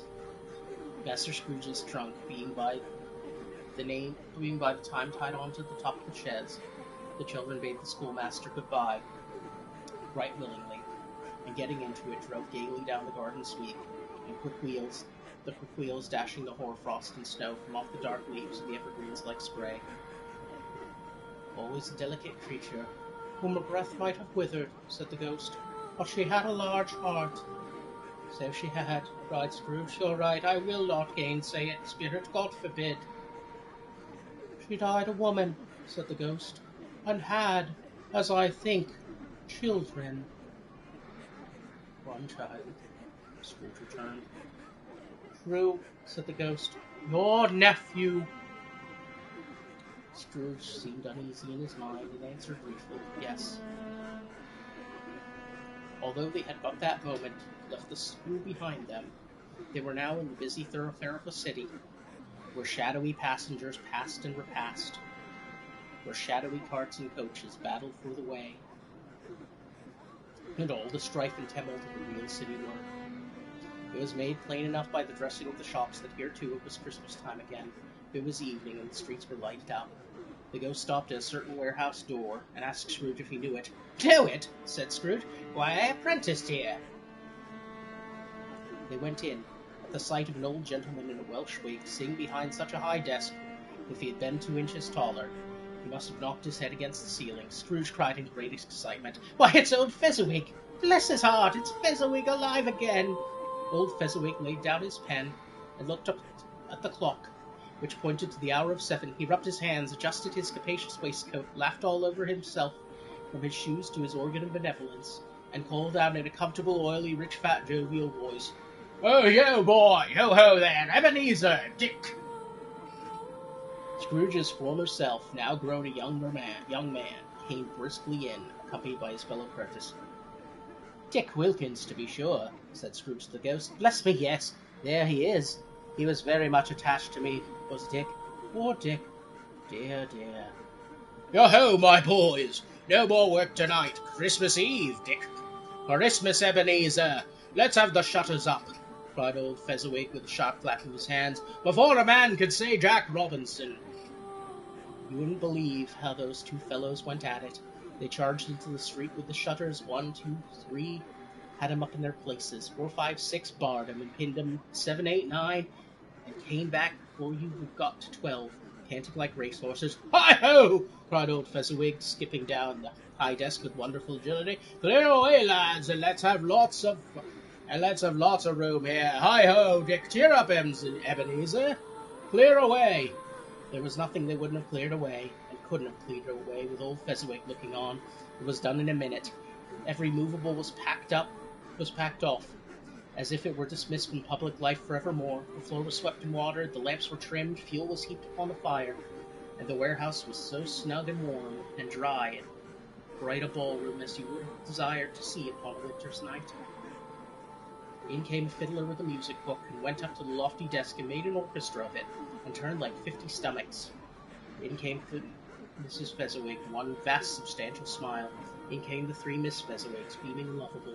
In came 6 young followers, whose hearts they broke. In came all the young men and women employed in the business. In came the housemaid with her cousin the baker. In came the cook with her brother's particular friend the milkman. In came the boy from over the way, who was suspected of not having board enough from his master, trying to hide himself behind the girl next door, but one who was proved to have had her ears pulled by her mistress. In they all came, one after another, some shyly, some boldly, some gracefully, some awkwardly, some pushing, some pulling. In they all came, anyhow and every how. Away they all went, 20 couples at once, hands half round, back again the other way, down the middle and up again, round and round in various stages of affectionate grouping. Old top couple always turning up at the wrong place, new top couples starting off again as soon as they got there, all top couples at last, and not a bottom one to help them. When this result was brought about, old Fezziwig, clapping his hands to stop the dance, cried out, "Well done!" And the fiddler plunged his hot face into a pot of porter, especially provided for that purpose. But scorning rest upon his reappearance, he instantly began again as though there were no dancers yet, as if the other fiddler had been carried home exhausted on a shutter. He were a brand new man, reserved to beat him out of sight or perish. There were other dances, and there were forfeits, and more dances, and there was cake, and there was negus, and there was a great piece of cold roast, and there was a great piece of cold boil, and there were mince pies, and plenty of beer. The great effect of the evening came after the roast and boils, when the fiddler, an artful dog, mind, the sort of man who knew his business better than you or I could have told it with him, struck up Sir Roger de Coverley. Then old Fezziwig stood out to dance with Mrs. Fezziwig, top couple too, with a good stiff piece of work cut out for them. 3 or 4 and 20 pair of partners, people who were not to be trifled with, people who would dance, and had no notion of walking. But if they had been twice as many, 4 times, old Fezziwig would have been a match for them, and so would Mrs. Fezziwig. As to her, she was worthy to be his partner in every sense of the term. If that's not high praise, tell me higher, and I'll use it. A positive light appeared to issue from Fezziwig's calves. They showed in every part of the dance like moons. You couldn't have predicted at any given time what would become of them next, and when old Fezziwig and Mrs. Fezziwig had gone all through the dance, advance and retire, both hands to your partner, bow and curtsy, corkscrew, thread the needle, and back again to your place. Fezziwig cut so deftly that he appeared to wink with his legs, and came upon his feet again without a stagger. When the clock struck 11, this domestic ball broke up. Mr. and Mrs. Fezziwig took their stations, one on either side of the door, and shaking hands with every person individually as he or she went out, wished him or her a Merry Christmas. When everybody had retired but the 2 prentices, they did the same to them, and thus the cheerful voices died away, and the lads were left to their beds, which were under a counter in the back shop. During the whole of this time, Scrooge had acted like a man out of his wits. His heart and soul were within the scene and with his former self. He corroborated everything, remembered everything, enjoyed everything, and underwent the strangest agitation. It was not until now, when the bright faces of his former self and Dick were turned from them, that he remembered the ghost, and became conscious that it was looking full upon him with the light upon its head burnt very clear. "A small matter," said the folks, "to make these silly folks so full of gratitude." "Small?" echoed Scrooge. The spirit signed to him to listen to the 2 apprentices.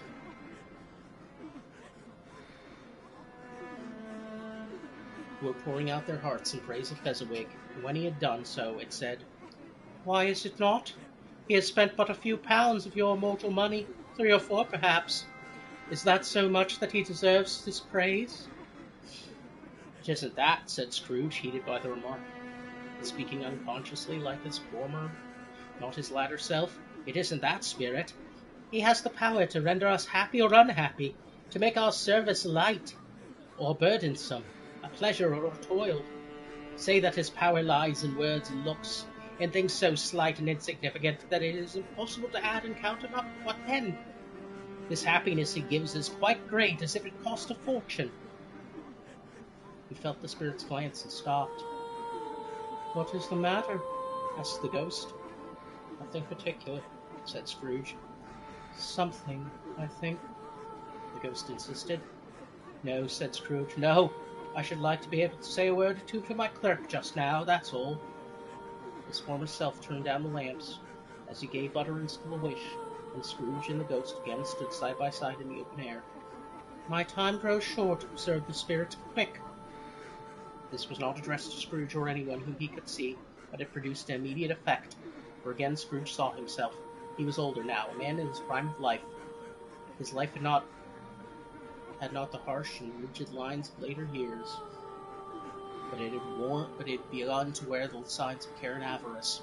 There was an eager, greedy, restless motion in his eyes, which showed the passion that had taken root, and where the shadow of the growing tree would fall.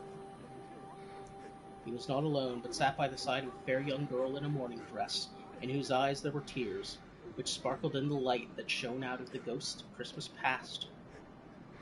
It matters little, she said softly, to you, very little. Another idol has displaced me, and if it can cheer and comfort you in time to come, as I would have tried to do, I have no just cause to grieve.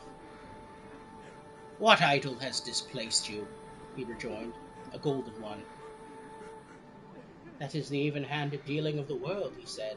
There is nothing on which it is so hard as poverty, and there is nothing it professes to condemn with such severity as the pursuit of wealth. You fear the world too much, she answered greatly. All your other hopes have merged into the hope of being beyond the chance of its sordid reproach. I have seen your noble aspirations fall off one by one, until the master passion gain engrosses you, have I not? What then? He retorted. Even if I have grown so much wiser, what then? I am not changed toward you. She shook her head. Am I? Our contract is an old one. It was made when we were both poor and content to be so, until in good season we could improve our worldly fortune by our patient industry. You are changed. When it was made, you were another man. I was a boy, he said impatiently. Your own feeling tells you that you are not what you are, she returned. I am. That which promised happiness when we were one in heart is fraught with misery now that we are two. How often and how keenly I have thought of this, I will not say. It is enough that I have thought of it. It could release you. Have I ever sought release? In words, no, never. In what then? In a changed nature, in an altered spirit, in another atmosphere of life, another. Hope as its great end. In everything that made my life of any worth or value in your sight. If this had never been between us, said the girl, looking mildly but with steadiness upon him, tell me, would you seek me out and try to be with me now? He seemed to yield to the justice of this supposition, in spite of himself, but he said with a struggle, You think not? I would gladly think otherwise if I could, she answered. Heaven knows, when I've learned the truth like this, I know how strong and irresistible it must be. But if you were free today, tomorrow, yesterday, can even I believe that you would choose a dowerless girl, you who in your very confidence with her weigh everything by gain, or choosing her, if for a moment you were false enough to your one guiding principle to do so? Do I not know that your repentance and regret would surely follow? I do, and I release you, with a full heart, for the love of him you once were. He was about to speak, but with her head turned from him, she resumed. You may. The memory of what is past makes me hope you will have pain in this, a very, very brief time, and you will dismiss the recollection of it gladly as an unprofitable dream, from which it happened well that you awoke. May you be happy in the life you have chosen. She left him and they parted. Spirit, said Scrooge, show me no more. Conduct me home. Why do you delight to torture me? One shadow more, exclaimed the ghost. No more, cried Scrooge. No more. I don't wish to see it. Show me no more. But the relentless ghost pinioned him in both his arms and forced him to observe what happened next. There were another scene, in place a room not very large or handsome, but full of comfort. Near to the winter fire sat a beautiful young girl, so like the Lex that Scrooge believed that it was the same until he saw her, now a comely matron, sitting opposite her daughter. The noise in this room was perfectly tumultuous, for there were more children than Scrooge in his agitated mind could count, and unlike the celebrated herd in the poem, there were not 40 children conducting themselves like one, but every child was conducting itself like 40. The consequences were uproarious beyond belief, but no one seemed to care. On the contrary, the mother and daughter laughed heartily and enjoyed it very much, and the latter soon began to mingle in the sport, got pillaged by the young brigands most ruthlessly. What would I not have given to be one of them? Though I never could have been so rude, no, no. I wouldn't for the wealth of all the world have crushed that braided hair or torn it down, and for the precious little shoe I wouldn't have plucked it off, God bless my soul, to save my life. As to measuring her waist in sport as they did hold young brood, I couldn't have done it.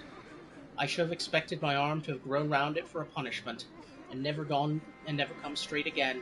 And yet should have dearly liked, to have touched her lips, to have questioned her, that she might have opened them, to have looked upon the lashes of her downcast eyes, never raised a blush, to have let loose waves of hair, an inch of which would be a keepsake beyond price. In short, I should have liked, I do confess, to have the lightest license of a child, and yet to have been man enough to know its value. But now a knocking at the door was heard, and such a rush immediately ensued that she, with laughing face and plundered dress, was borne towards it in the centre of a flushed and boisterous group, just in time to greet the father, a man who came home attended by a man laden with Christmas toys and presents. Then the shouting and the struggling and the onslaught that was made upon the defenseless porter. The scaling him with chairs for ladders, to dive into his pockets, to spoil him with brown paper parcels, pull on tight by his cravat, hug him around the neck, pummel his back, and kick his legs with irreparable affection. The shouts of wonder and delight with which the development of every package was received, the terrible announcement that the baby had been taken in the act of pulling a doll's frying pan into his mouth, and was more than suspected of having swallowed a fictitious turkey glued on a wooden platter, the immense relief of finding this false alarm, that joy and gratitude and ecstasy, they were all indescribable alike. It is enough that by degrees the children and their emotions got out of the parlour, by one stair at a time, up to the top of the house, where they went to bed and subsided. And now Scrooge looked on more attentively than ever, when the master of the house, having his daughter leaning fondly on him, sat down with her and her mother at his own fireside, and when he thought that such another creature, quite as graceful and as full of promise, might have called him father, and been a springtime in the haggard winter of his life, his sight grew very dim indeed. "Well," said the husband, turning to his wife with a smile, "I saw an old friend of yours this afternoon." "Who was it?" "Guess." "How can I? Don't I know?" she added in the same breath, laughing as he laughed. Mr. Scrooge. Mr. Scrooge it was. I passed his office window, as it was not lit up, and he had a candle inside. I could scarcely help seeing him. His partner lies upon the point of death, I hear. There he sat alone, quite alone in the world, I do believe." "Spirit," cried Scrooge in a broken voice, "remove me from this place."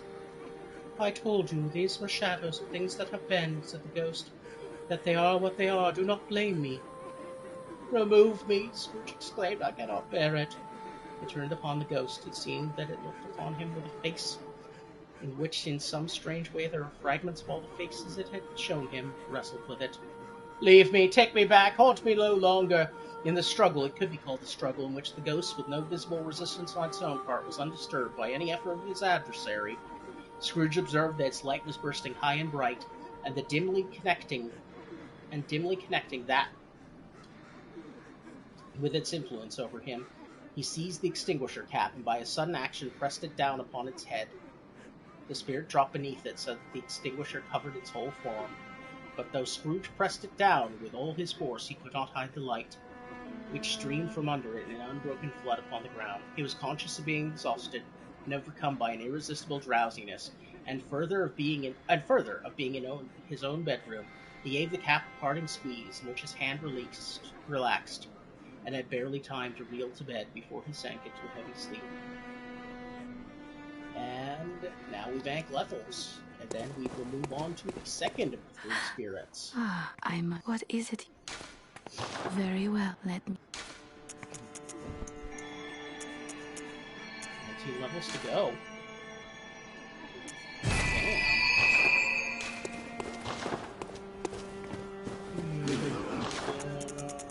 Hunter's marks.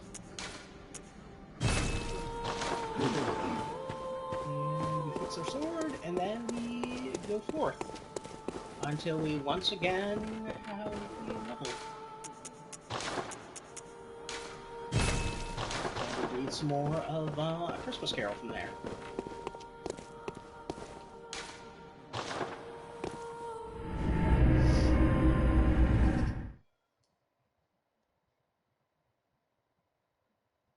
I will actually be back in a minute, and then we will start the second hour of our stream. Oh, balls.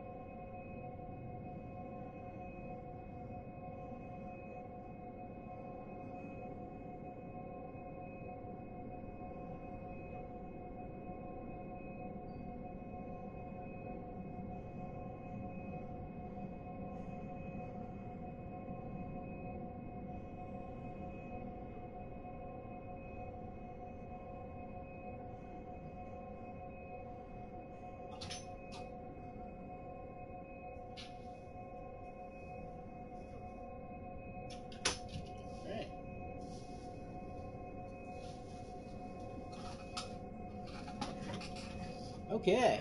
Yep. Now onward. Tally-ho!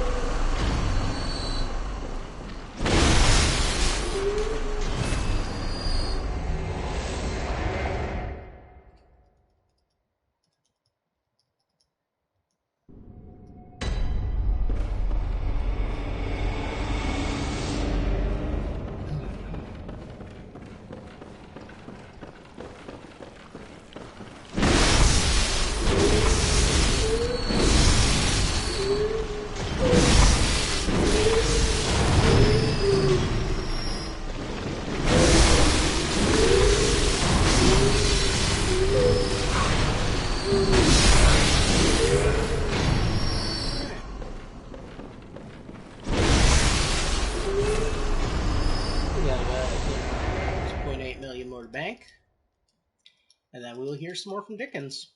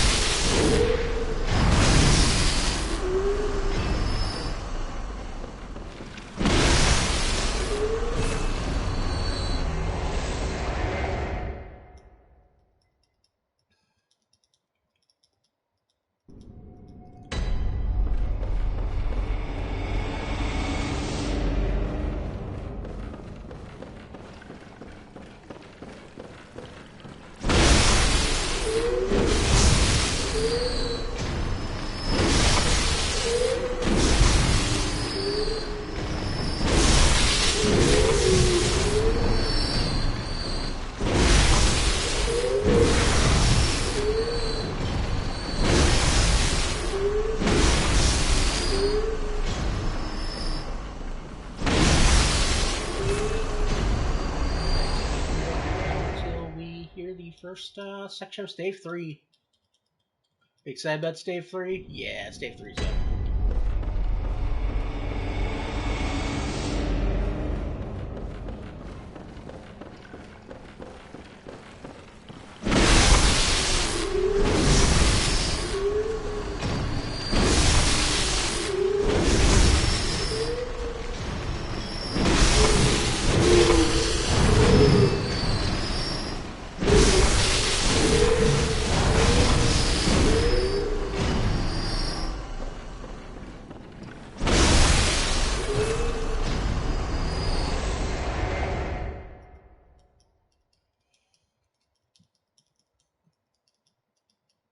Yeah, faster than I want to. Okay.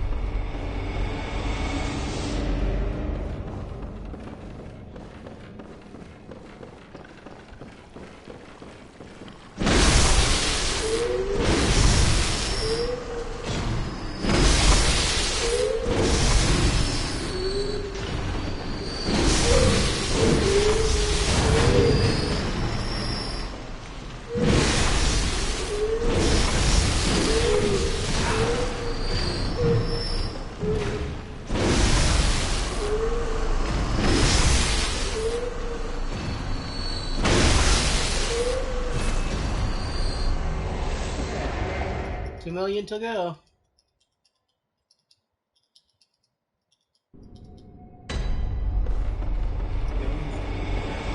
About 7 minutes.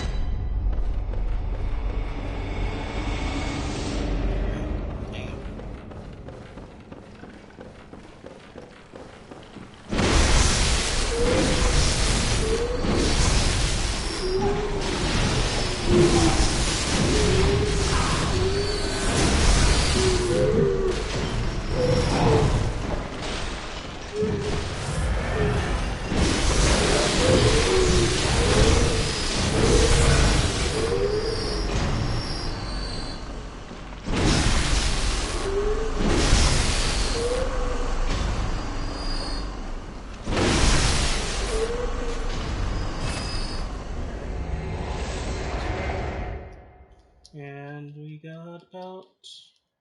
Yeah, we got 5 of these still in bank again.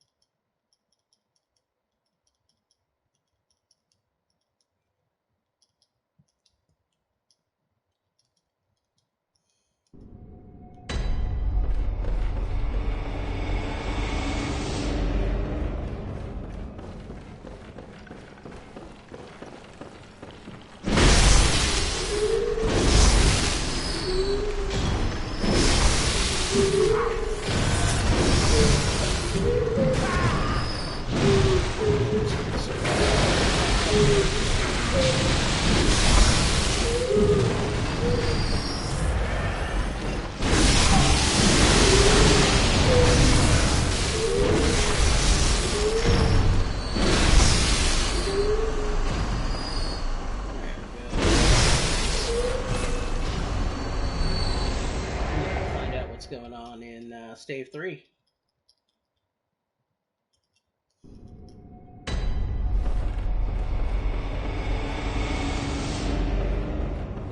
I suspect I'll probably end this stream around like the 6th or 7th or 8th stave.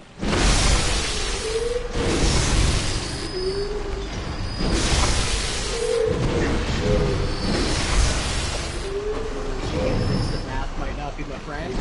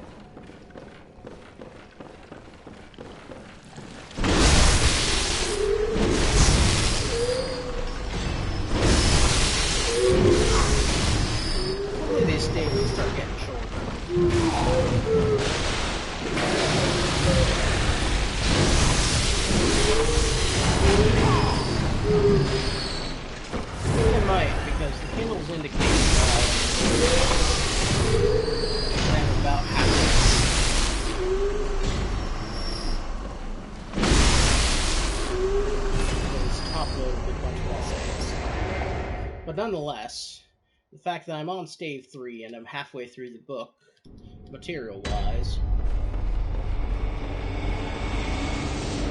indicates that probably a bunch of these later staves probably Stave 3.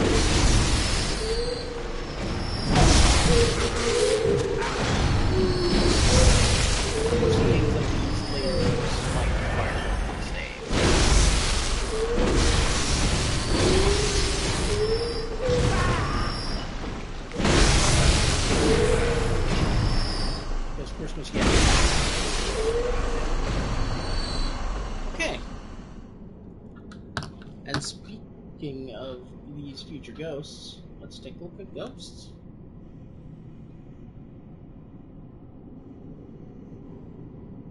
Actually, go back to the contents. Okay, so 6391. Okay, wow. Oh no, there's 5 staves. Oh fuck, there's 5 staves. Okay. God, I thought there were 12 staves for some stupid fucking reason. I'm an idiot. No, we're gonna be cool. Fine. Okay, I'm gonna space these out more. Staff 3 will be at 2 levels.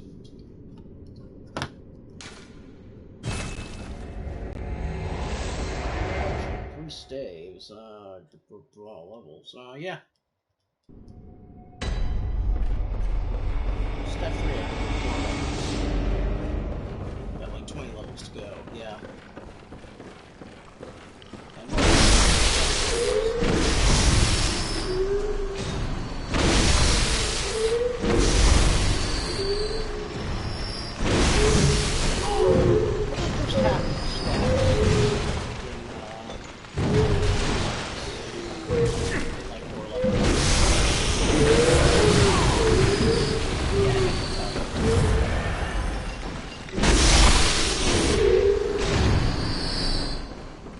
It's something that I deal with, and yet I'm having trouble in matters of basic arithmetic on this. Yeah, no, this is a perfectly beautiful book. Here I was getting discouraged for fucking nothing.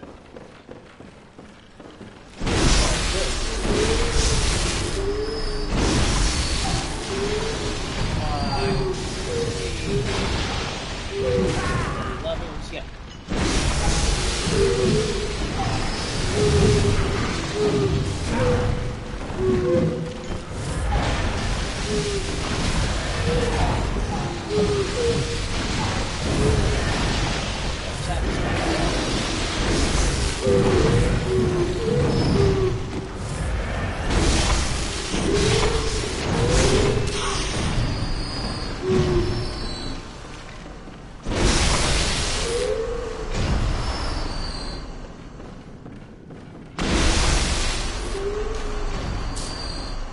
So soon you'll get back to stage 3.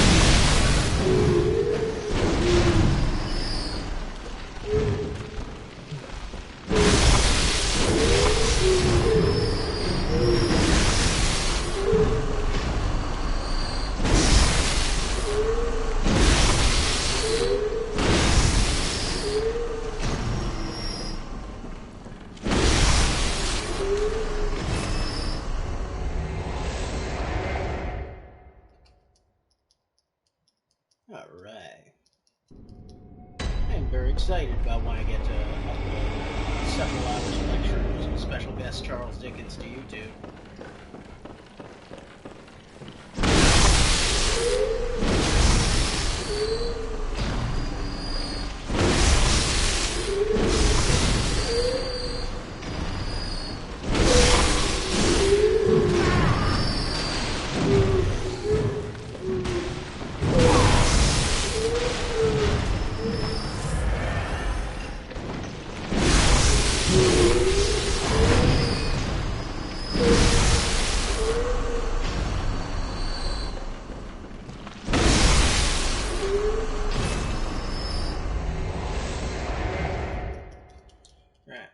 We're gonna be banking at about 8 million.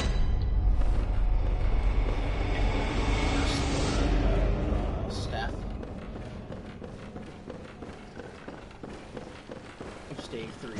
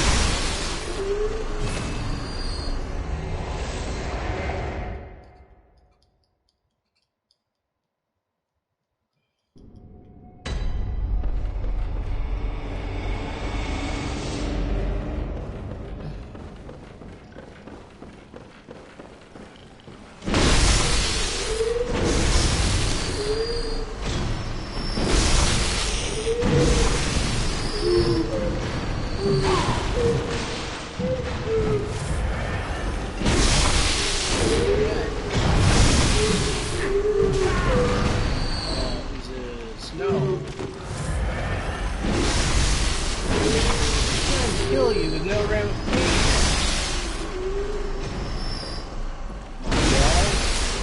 Something new. Let me kill you with no ramifications.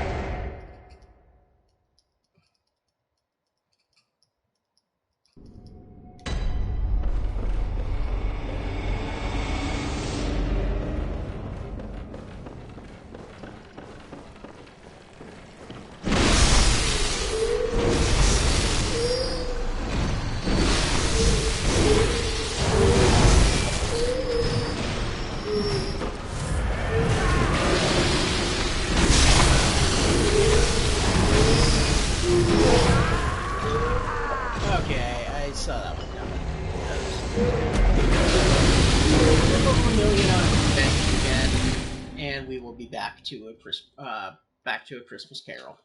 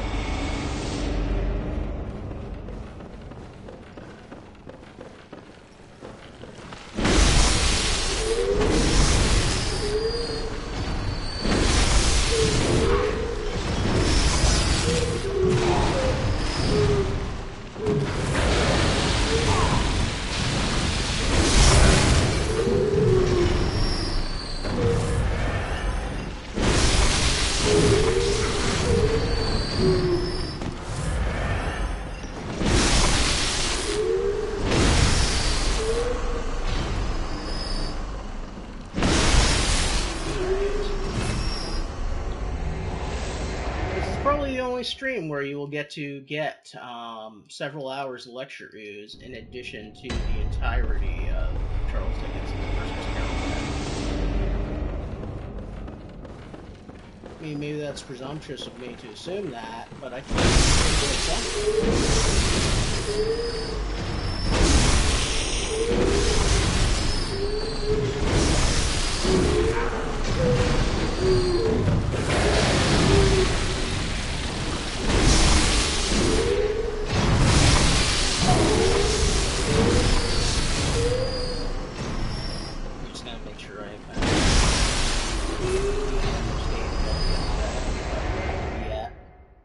to get these next two levels done.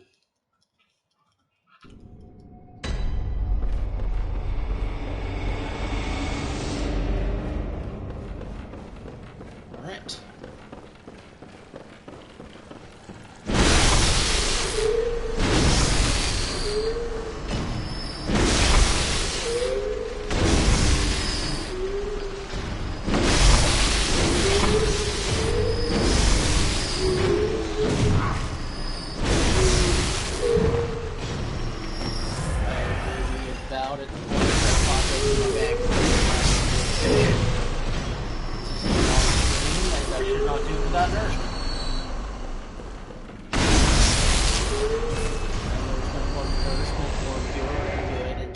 salt and flavor blasted goldfish.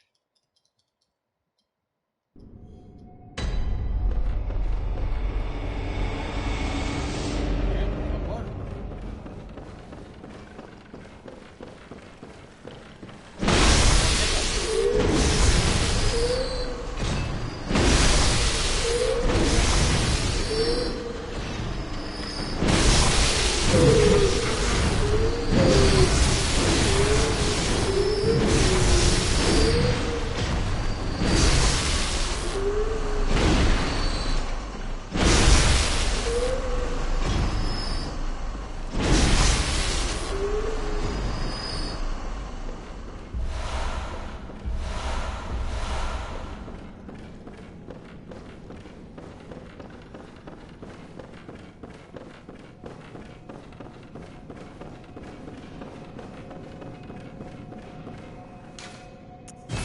Here. Reach over and I get a hold of my flavor blasted goldfish, putting them in the snack and drink section of my table.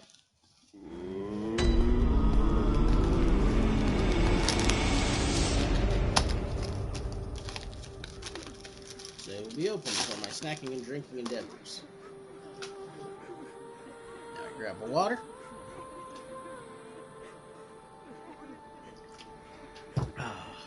To soothe the instrument.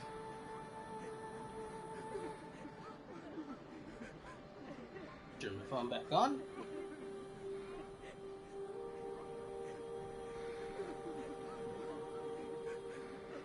Awaking in the middle of a prodigiously tough snore and sitting up in bed to get his thoughts together, Scrooge had no occasion to be told that the bell was again upon the stroke of 1.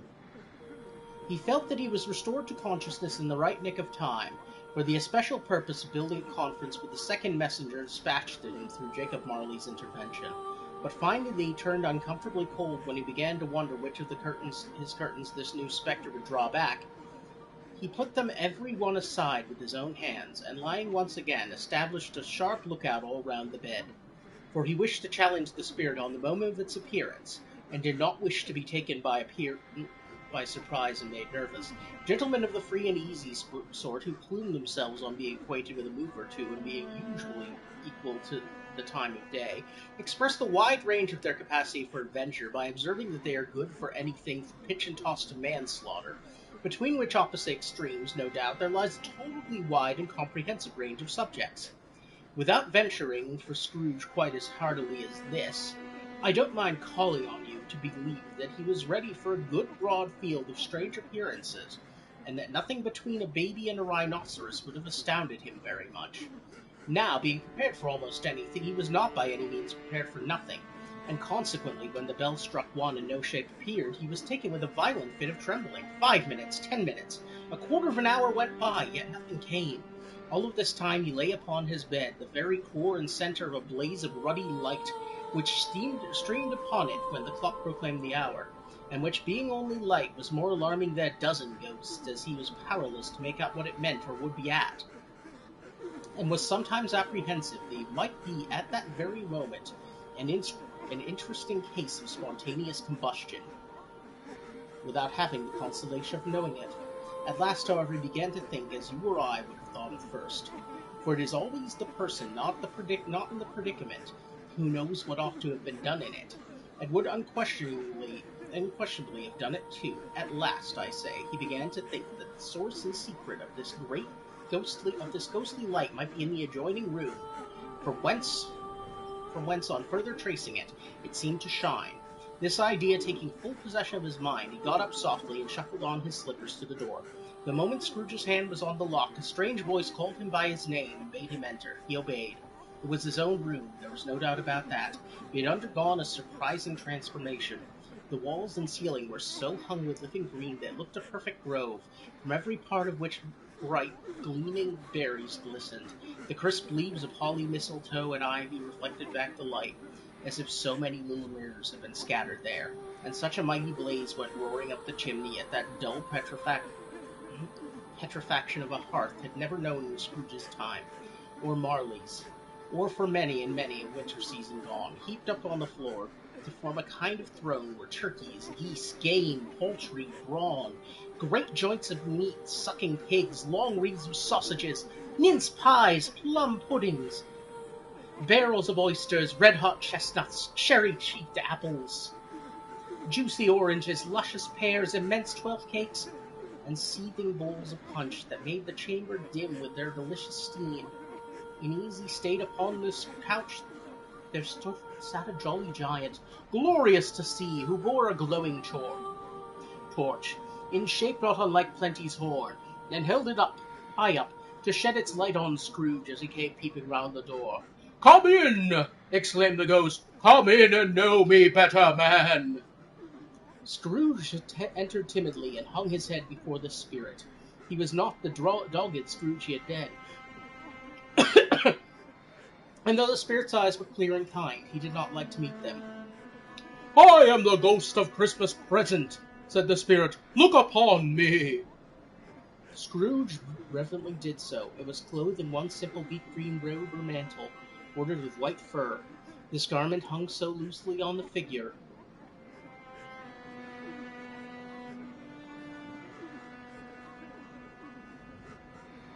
that its capacious breast was bare, as if disdaining to be warded or concealed by any artifice. Its feet, observable beneath the ample folds of the garment, were also bare, and on its head it wore no other covering than a holly wreath, set there and with shining icicles. Its dark brown curls were long and free, as its genial face, its sparkling eye, its open hand, its cheery voice, its unconstrained demeanor, and its joyful air. Girded round its middle was an antique scabbard, and no sword was in it, and the ancient sheath was eaten up with rust. "You have never seen the like of me before!" exclaimed the spirit. "Never," Scrooge made answer it. "I've never walked forth with the youngest members of my family, meaning, for I am very young, my elder brothers burn in these later years," pursued the phantom. "I don't think I have," said Scrooge. "I'm afraid I have not. Have you had many brothers, spirit?" "More than 1800, said the ghost. "A tremendous family to provide for," muttered Scrooge. The ghost of Christmas present rose. "Spirit," said Scrooge submissively, "conduct me where you will. I went forth last night on compulsion. I learnt a lesson that is working now. Tonight, if you've aught to teach me, let me profit by it. Touch my robe." Scrooge did as he was told. Holly, mistletoe, red berries, ivy, geese, game, poultry, brawn, meat, pigs, sausages, oysters, pies, puddings, fruit, and punch all vanished instantly. So did the room, the fire, the ruddy glow, the hour of night, and they stood in the city streets on Christmas morning, wherefore the weather was severe. The people made a rough but brisk and not unpleasant kind of music, in scraping the snow from the pavement in front of their dwellings and from the tops of their houses, whence it was mad delight to the boys to see it come plumping down into the road below, and splitting into artificial little snowstorms. The house fronts looked black enough, and the windows blacker, contrasting with the smooth white sheet of snow upon the roofs, and with the dirtier snow upon the ground, which last deposit had been ploughed up in deep furrows by the heavy wheels of carts and wagons, furrows that crossed and recrossed each other hundreds of times, where the great streets branched off and made intricate channels, hard to trace in the thick yellow mud and icy water. The sky was gloomy, and the shortest streets were choked up with a dingy mist, half thawed, half frozen, whose heavier particles descended in a shower of sooty atoms, as if all the chimneys of Great Britain had by one consent caught fire, and were blazing away to their dear hearts' content.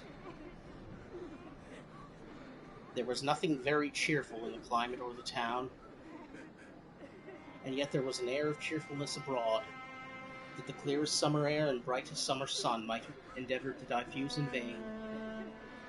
For the people who were shuffling away on the housetops were jovial, full of glee, calling out to one another from the parapets, and now and then exchanging a facetious snowball, better-natured missile far than many a wordy jest, laughing heartily as if it went right, and not less heartily if it went wrong.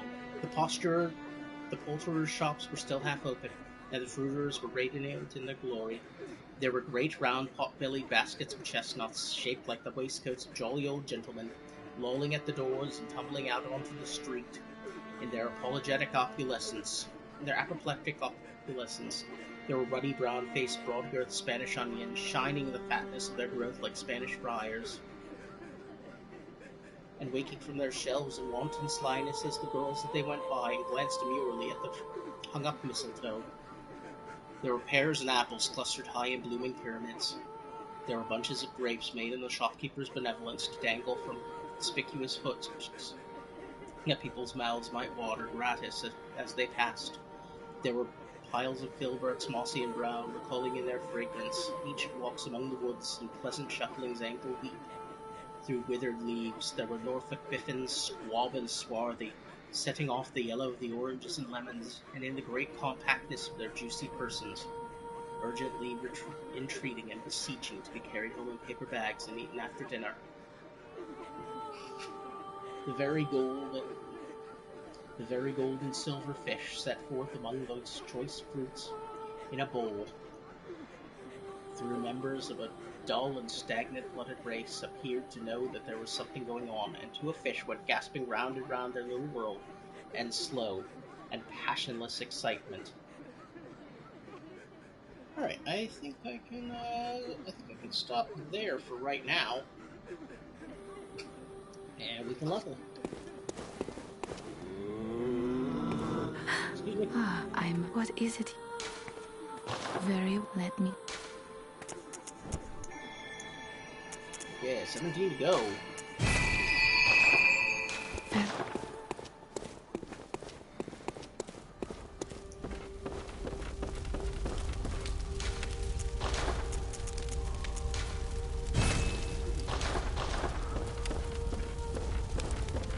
And next section will be in 2 levels.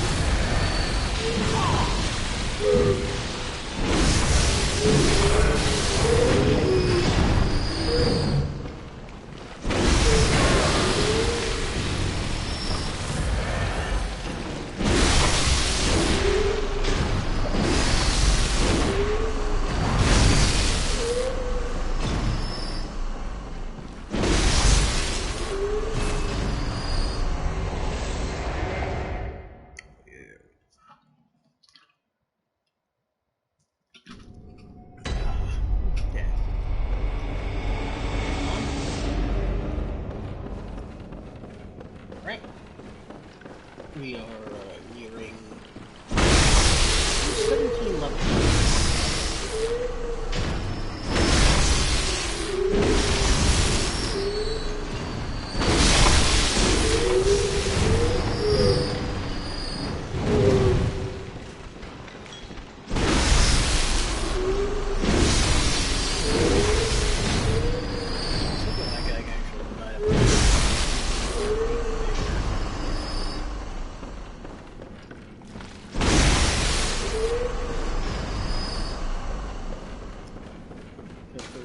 Instances.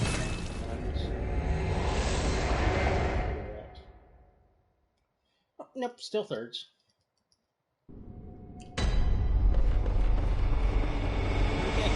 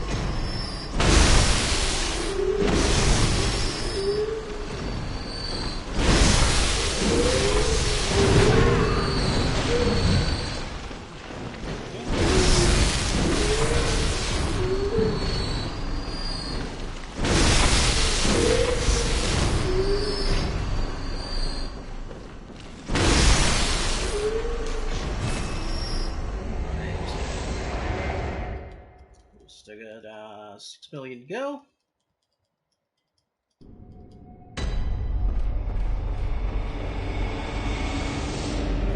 Boy.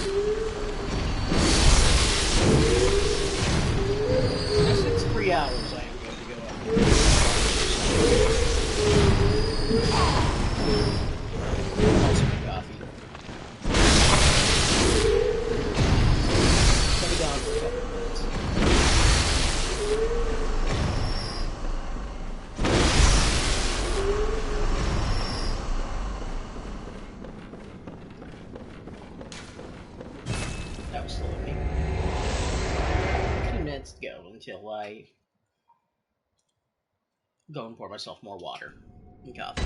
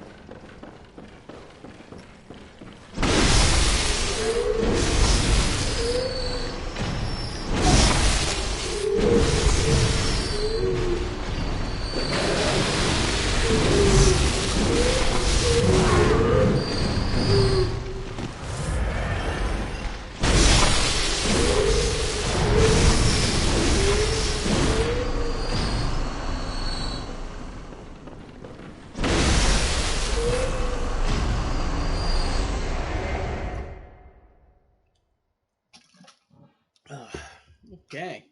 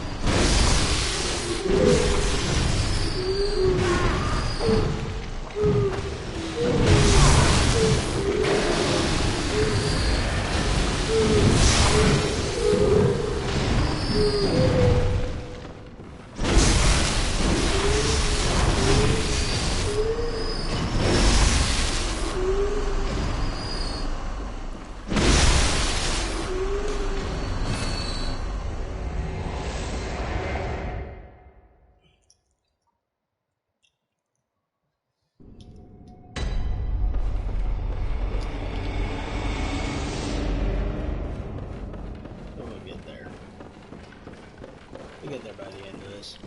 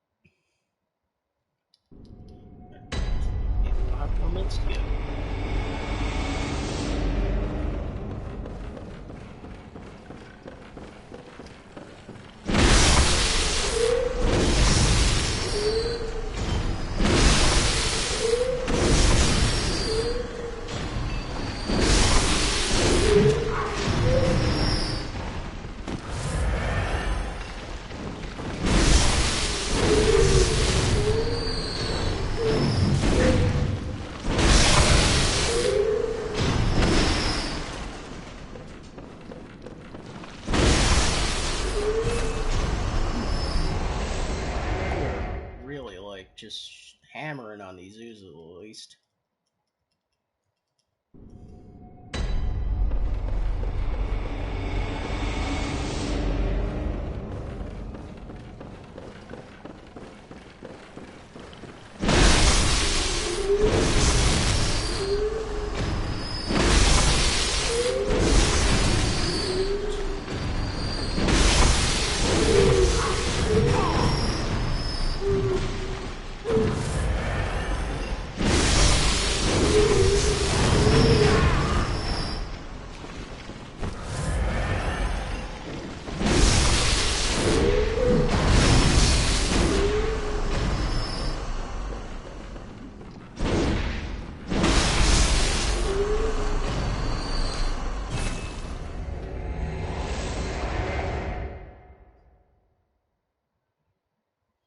The last stave appears to be 9 pages long. So we've never done this instead.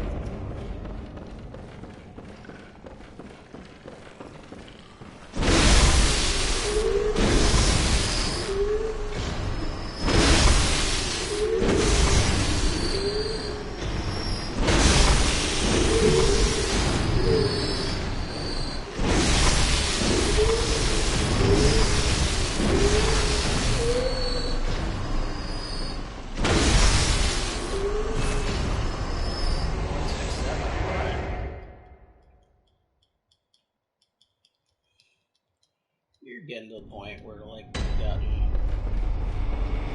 our first 6 levels. Let me check on this. Started at... Yep, first 6 levels.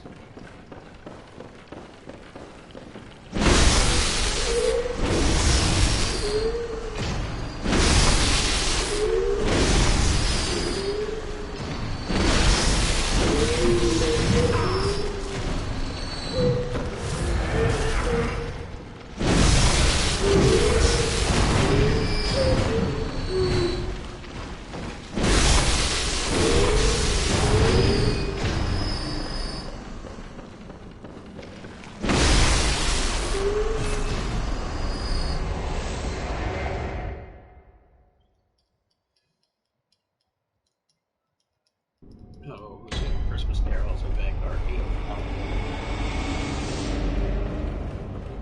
23 levels.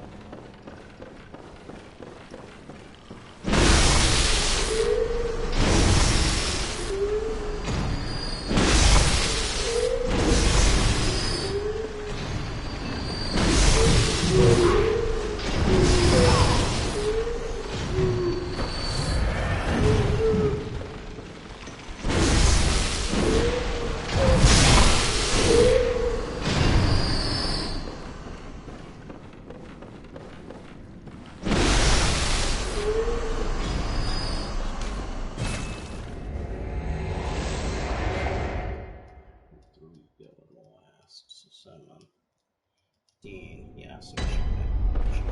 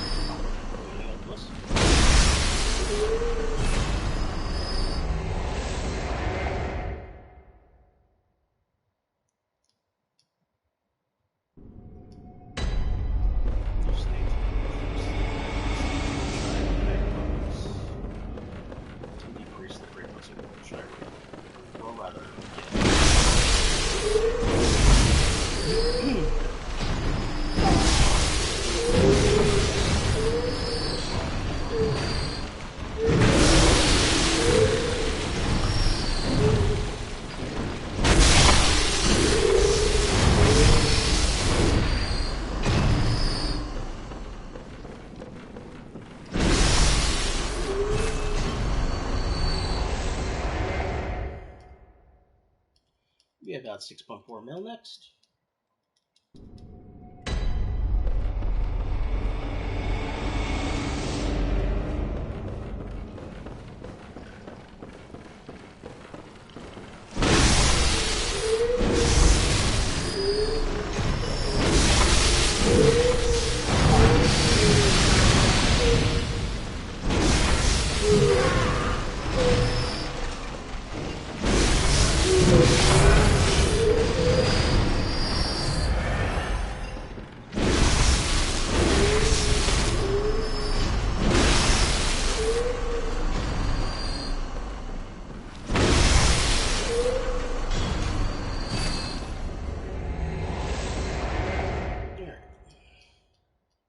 One more of these and then I go refill my water for a sec.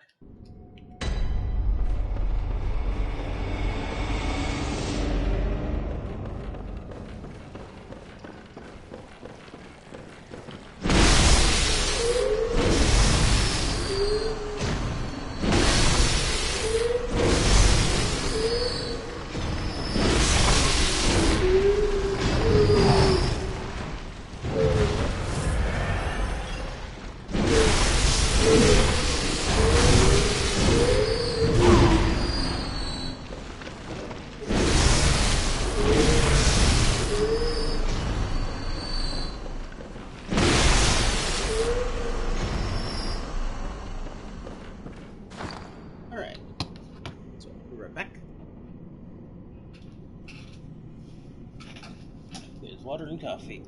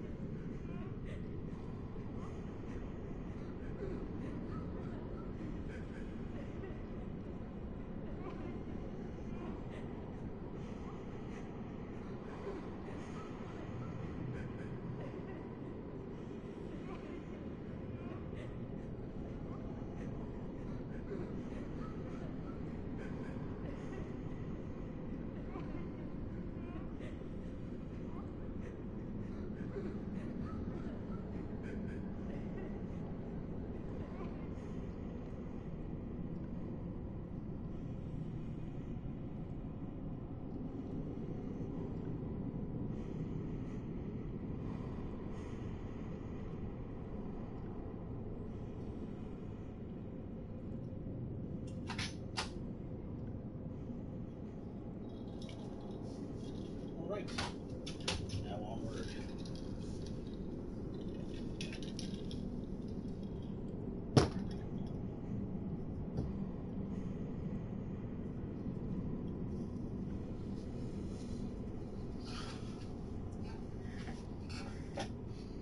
Toward 2 more levels, Ghost of Christmas yet to come.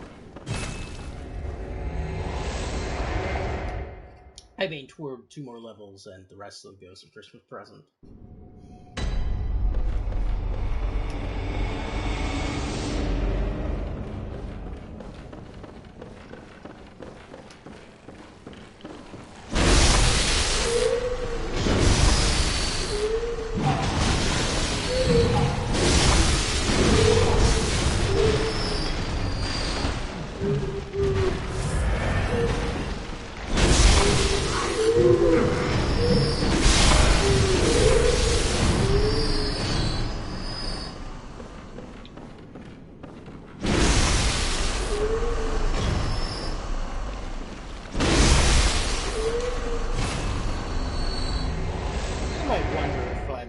Say, attempting to make a giant potent hyper sigil. That would be ridiculous.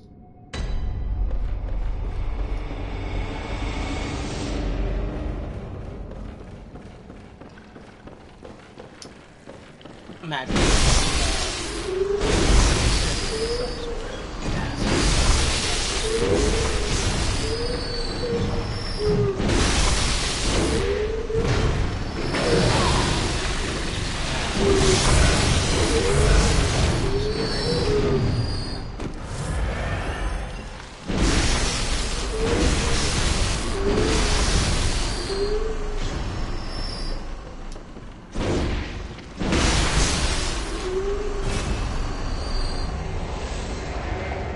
more of these, and then we move on to more of the Ghost of Christmas Present.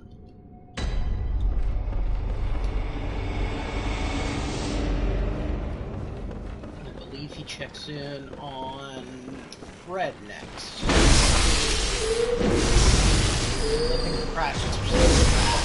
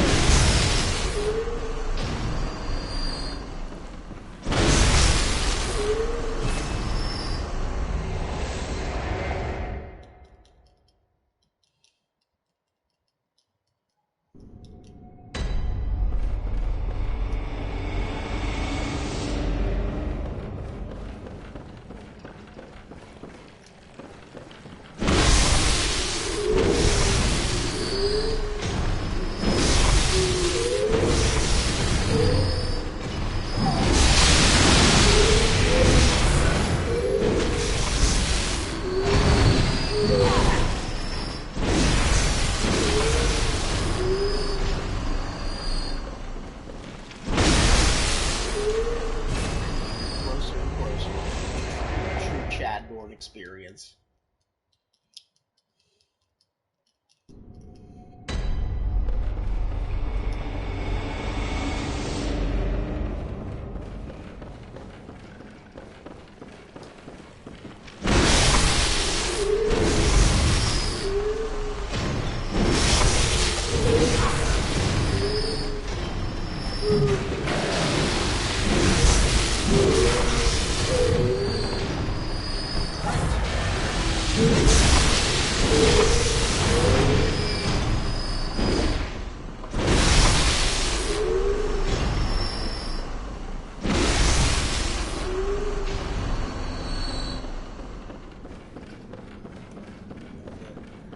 these next 2 levels.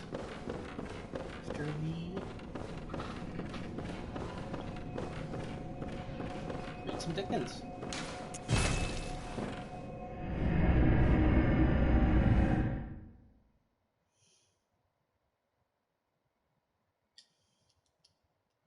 This is fucking wild.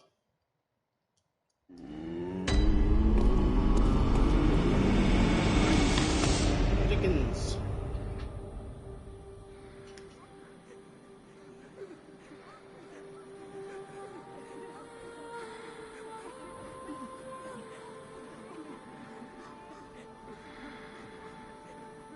The grocers, oh the grocers, nearly closed, with perhaps 2 shutters down, or 1, but through those gaps, those glimpses, it was not alone that the scales descending on the counter made a merry sound, or that the Twine and Miller parted company so briskly, or that the canisters were rattled up and down like juggling tricks, or even that the blended scents of tea and coffee were so grateful to the nose, or even that the raisins were so plentiful and rare, the almonds so extremely white, the sticks of cinnamon so long and straight, the other spices so delicious, the candied fruit so caked and spotted with molten sugar, as to make the coldest lookers-on feel faint and subsequently bilious. Nor was it that the figs were moist and pulpy, nor that the French plums blushed in modest tartness from their highly decorated boxes, or that everything was good to eat and in its Christmas dress, but the customers were all so hurried up and so eager in the hopeful promise of that day that they tumbled up against each other at the door, crashing their wicker baskets wildly, and left their purchases upon the counter, and came running back to fetch them, and committed hundreds of the like mistakes, in the best humour possible, while the grocer and his people were so frank and fresh that the polished tarts with which they fastened their aprons behind might have been their own, worn outside for general inspection, and for Christmas daws to peck at if they chose.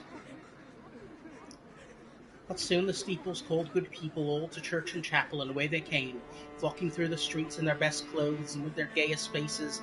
At the same time there emerged, from scores of by-streets, lanes, and nameless turnings, innumerable people carrying their dinners to the bakers' shops. The sight of these poor revellers appeared to interest the spirit very much, for he stood with Scrooge beside him in a baker's doorway, and taking off the covers as their bearers passed, sprinkled incense on their dinners from his torch. And it was a very uncommon kind of torch, for once or twice, when there were angry words between some dinner carriers who had jostled each other, he shed a few drops of water on them from it, and their good humour was restored directly. For they said it was a shame to quarrel upon Christmas Day, and so it was, God love it was! In time the bells ceased, and the bakers were shut up, and yet there was a genial shadowing forth of all these dinners, in the progress of their cooking, in the thawed blotch of wet above each baker's oven, where the pavement smoked as if the stones were cooking too. "Is there a peculiar flavour in what you sprinkle from your torch?" asked Scrooge. "There is, my own." "Would it apply to any kind of dinner on this day?" asked Scrooge. "To any kindly given. To a poor one most." "Why to a poor one most?" asked Scrooge. "Because it needs it most." "Spirit," said Scrooge after a moment's thought, "I wonder you of all beings, in the many worlds about us, should desire to cramp these people's opportunities of innocent enjoyment." "I?" cried the Spirit. "You would deprive them of their means of dining every 7th day, often the only day on which they can be said to dine at all," said Scrooge, "wouldn't you?" "I?" "You seek to close these places on the 7th day," said Scrooge, "and it comes to the same thing." "I seek!" exclaimed the Spirit. "Forgive me if I am wrong. It has been in your name, or at least in that of your family," said Scrooge.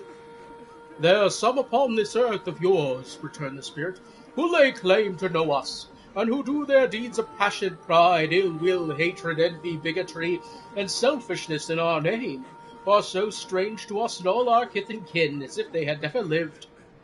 Remember that, and change their doings on themselves, and charge their doings on themselves, not us."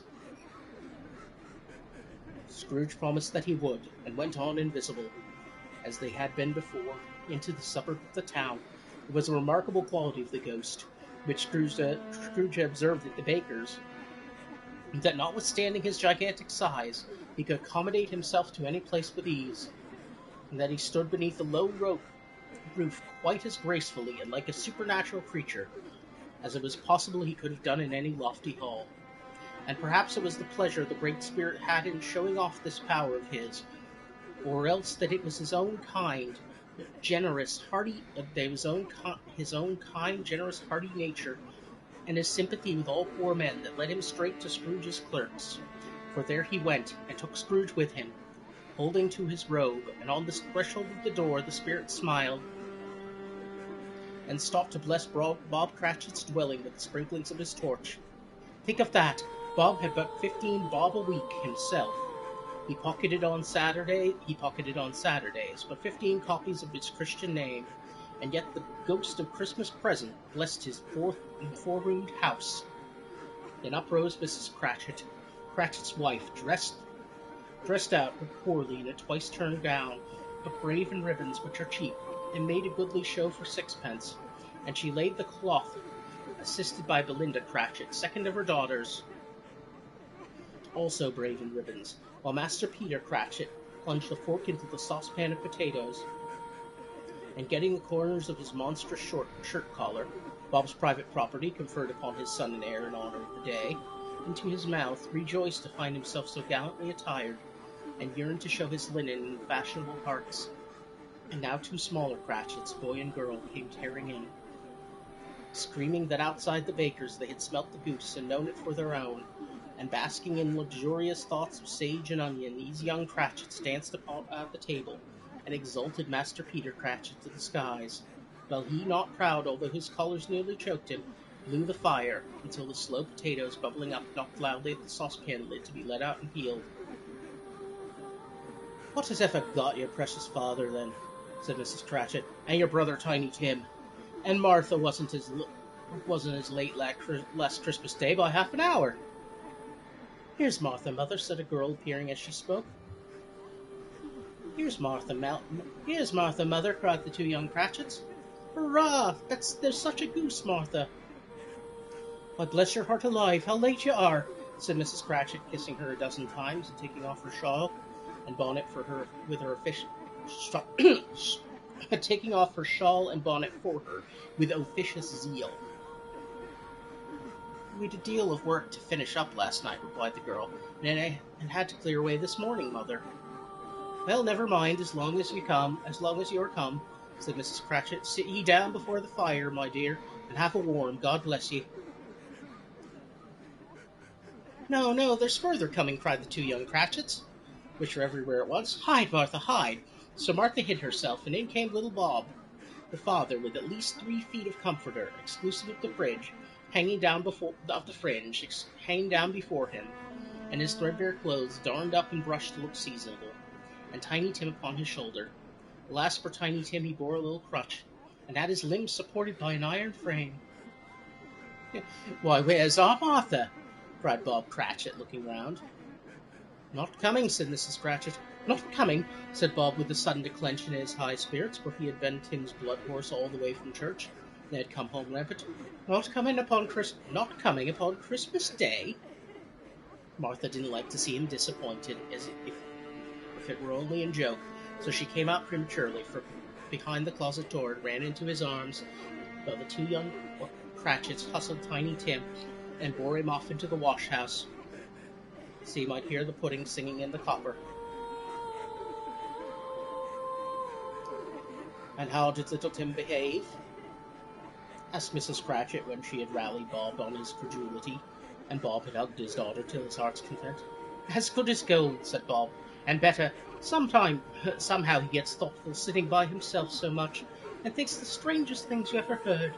He told me, coming home, that he hoped the people saw him in the church, because he was a cripple, and it might be pleasant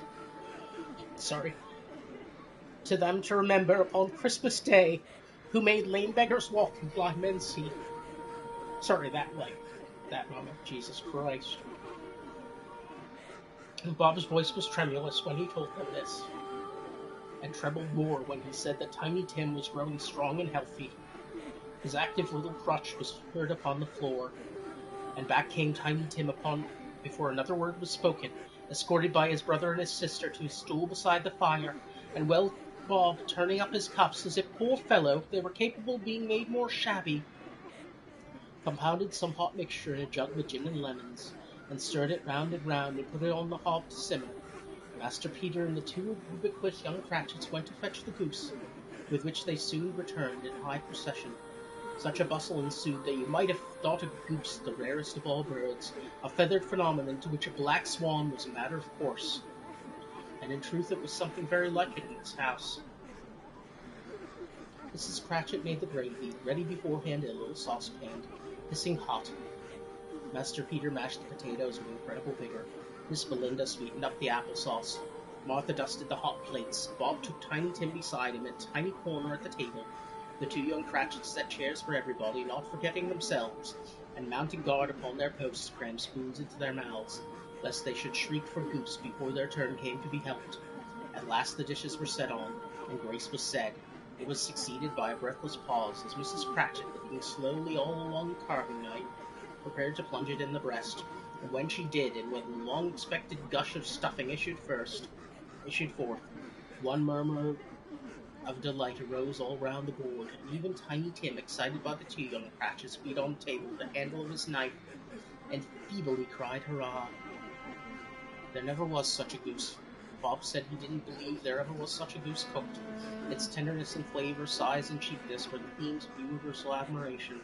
Eked out by applesauce and mashed potatoes, it was a sufficient dinner for the whole party, for the whole family.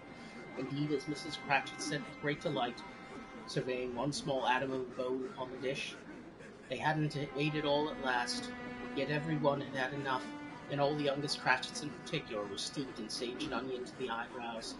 But now the plates were being changed by Miss Belinda. Mrs. Cratchit left the room alone, too nervous to bear witnesses, to take the pudding up and bring it in. Suppose it should not be done enough. Suppose it should break in turning out. Suppose somebody should have got over the wall of the backyard and stolen it while they were merry with the goose. A supposition at which the two young Cratchits became livid. All sorts of horrors were supposed. Hollow, a great deal of steam. The pudding was out of the copper. A smell like a washing day. That was the cloth. A smell like an eating house. The pastry cooks next door to each other. For the longest is next door to that. That was the pudding. In half a minute, Mrs. Cratchit entered flushed, but smiling proudly with the pudding, like a speckled cannonball, so hard and firm, blazing in front in half a quarters of ignited brandy, and bedight with Christmas holly stuck into the top. Oh, a wonderful pudding, Bob Cratchit said, and calmly too, that he regarded it as the greatest success achieved by Mrs. Cratchit since their marriage. Mrs. Cratchit said that now the weight was off her mind, she would confess she had her doubts about the quantity of the flour. Everybody had something to say about it, but nobody said or thought it was at all a small pudding for a large family. It would have been a flat heresy to do so. Any Cratchit would have blushed to hint at such a thing. At last the dinner was all done, the cloth was cleaned, and the hearth swept, and the fire made up. The compound in the jug being tasted and considered perfect, apples and oranges were put upon the table, and a shovelful of chestnuts on the fire. Then all the Cratchit family drew round the hearth, in what Bob Cratchit called a circle, meaning half a one, and at Bob Cratchit's elbow stood the family display of glass, 2 tumblers and a custard cup without a handle. These held the hot stuff from the jug, however, as well as golden goblets would have done, and Bob served it out with beaming looks, cooled noisily. Then Bob proposed, "A Merry Christmas to us all! My dears, God bless us! God bless us, every one," said Tiny Tim last of all. He sat very close to his father's side upon his little stool. Bob held his withered little hand in his as if he loved the child, and wished to keep him by his side, and dreaded that he might be taken from him. "Spirit," said Scrooge with an interest he had never felt before, "tell me if Tiny Tim will live." "I see a vacant seat," replied the ghost, "in the poor chimney corner, and a crutch without an owner, carefully preserved, if these shadows remain unaltered by the future. The child will die. No, no, said Scrooge. Oh no, kind spirit. Say he will be spared. If these spirits remain unaltered by the future, none other of my race, returned the ghost, will find him here. What then? If he be like to die, he had better do it, and decrease the surplus population. Scrooge hung his head to hear his own words quoted by the spirit, and was overcome by penitence and grief. Man, said the ghost, if man you be in heart and adamant, forbear that wicked cant until you have discovered what that surplus is and where it is. Will you decide what men shall live, what men will die? It may be that in the sight of heaven you are more worthless and less fit to live than millions like this poor man's child. O God, to hear the insect on the leaf, pronouncing on the too much life amongst his hungry brothers in the dust. Scrooge bent before the ghost's rebuke, and trembling cast his eyes upon the ground, but he raised them speedily on hearing his own name. Mr. Scrooge, said Bob, I'll give you Mr. Scrooge, the founder of the feast. The founder of the feast, indeed, cried Mrs. Cratchit, reddening. I wish I had him here. I'd give him a piece of my mind to feast upon, and I hope he'd have a good appetite for it. My dear, said Bob, the children, Christmas Day. Oh, it should be Christmas Day, I am sure, on which one drinks the health of such an odious, stingy, hard, unfeeling man as Mr. Scrooge. You know he is, Robert. No one knows it better than you, poor fellow.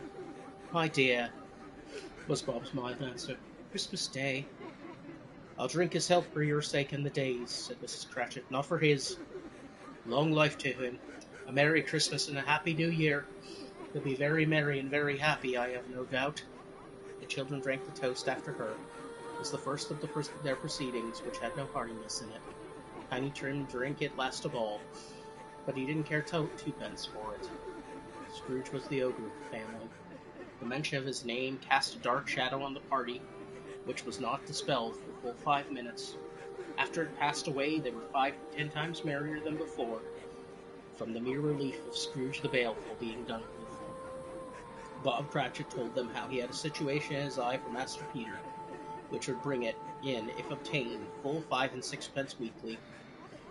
The two young Cratchits laughed tremendously at the idea of Peter being a man of business, and Peter himself looked thoughtfully at the fire from between his collars, as if he were deliberating what particular investments he should favor when he came into the receipt of that bewildering income. Martha, who was a poor apprentice at a milliner's, then told them what kind of work she had to do, and how many hours she worked at a stretch, and how she meant to lie abed tomorrow morning for a good long rest. Tomorrow being a holiday, she passed at home. Also how she had seen a countess or lord some days before, and how the lord was much about as tall as Peter, at which Peter pulled up his collar so high that you couldn't have seen his head if you had been there. All this time the chestnuts in the jug went round and round, and by they had a song about a lost child travelling in the snow from Tiny Tim, who had a plaintive little voice and sang it very well indeed. There was nothing of high mark in this. They were not a handsome family, they were not well dressed. Their shoes were far from being waterproof, their clothes were scanty, and Peter might have known, and very likely did, the inside of a pawnbroker's. But they were happy, grateful, pleased with one another, and contented with the time. And when they faded and looked happier yet in the bright sprinklings of the spirit's torch at parting, Scrooge had his eye upon them, and especially on Tiny Tim, until the last. By this time it was getting dark and snowing pretty heavily, and as Scrooge and the spirit went along the streets, the brightness of the roaring fires of kitchens, parlors, and all sorts of rooms were wonderful. Here the flickering of the blaze showed preparations for a cozy dinner, with hot plates baking through and through before the fire, and deep red curtains ready to be drawn to shut out cold and darkness. There all the children of the house were running out into the snow to meet their married sisters, brothers, cousins, uncles, aunts, and be the first to greet them. Here again were shadows on the window blinds of guests assembling, and there a group of handsome girls, all hooded and fur-booted, and all chattering at once, tripped lightly off to some near neighbor's house. Where woe upon the single man who saw them enter, artful witches, well they knew it, aglow.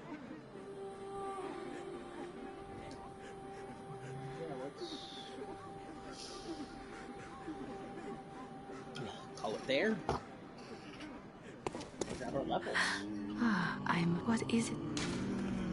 Very well, let me stand. 15 to go. I'll be right back. And then resume the murder. And then resume the Christmas Carol.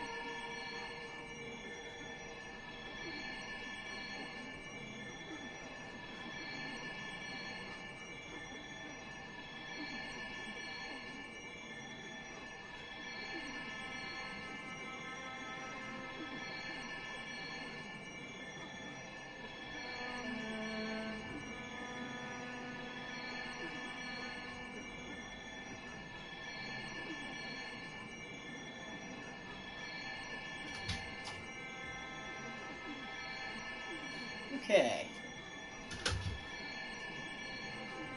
It's looking now like we've 15 levels to go. So in 12 million echoes, we will resume the Ghost of Christmas Present. Farewell, good hunt. And then we will move on to Yet to Come. And finally, the final section.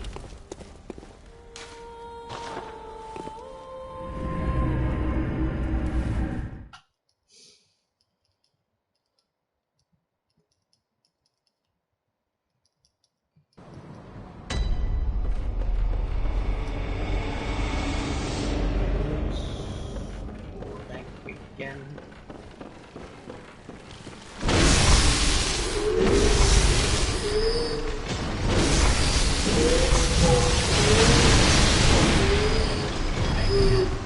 Because I'm gonna need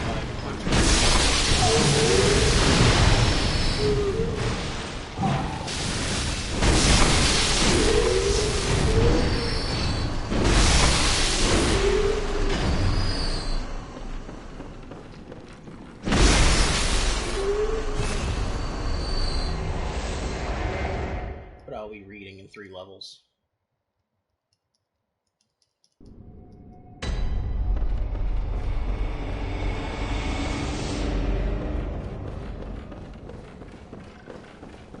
It's 5 sections.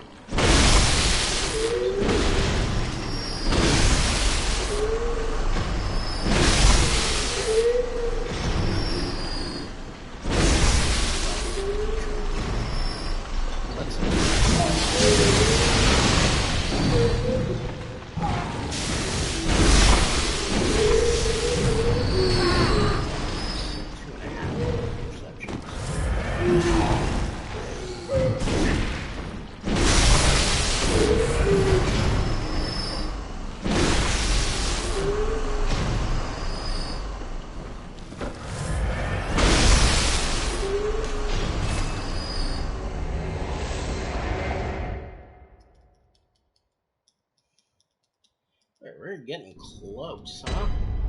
15 levels. 8 hours. Hours.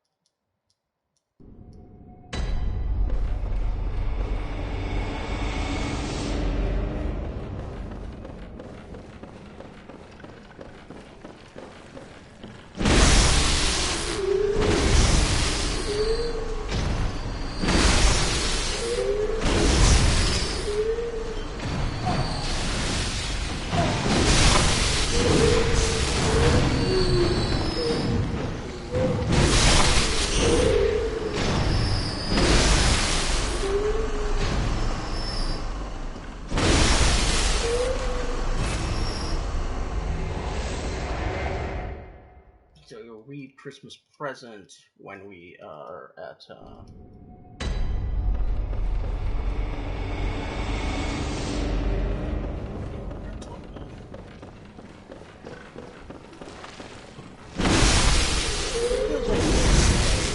Things will be going.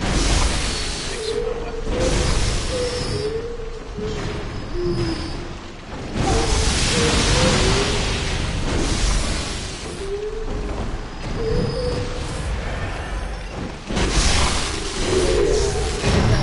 Guys.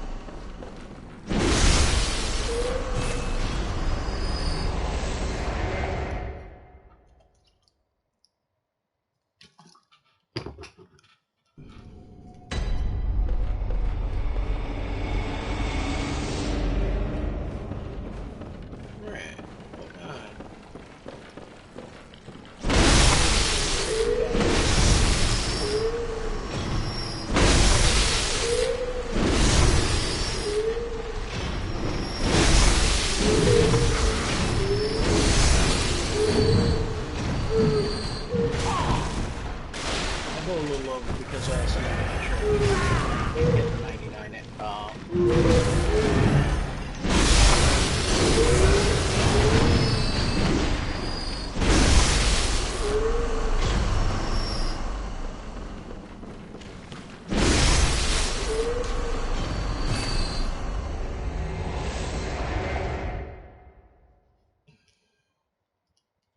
there will probably be another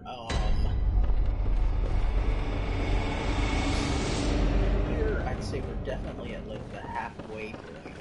We're past the halfway point of first. Probably like about another hour until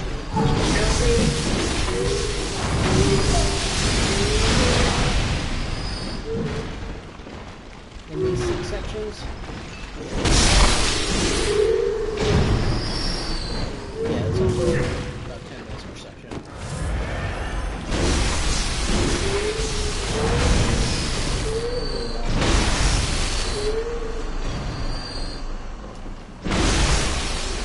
$5 million to go.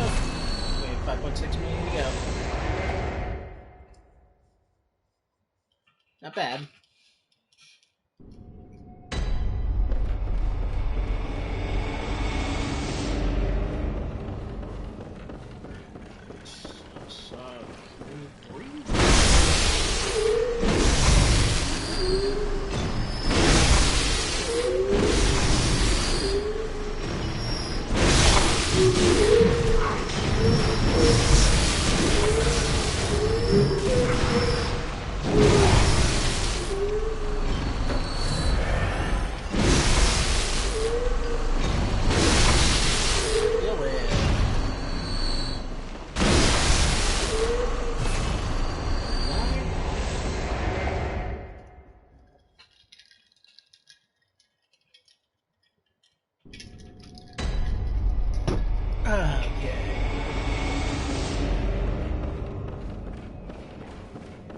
Do it.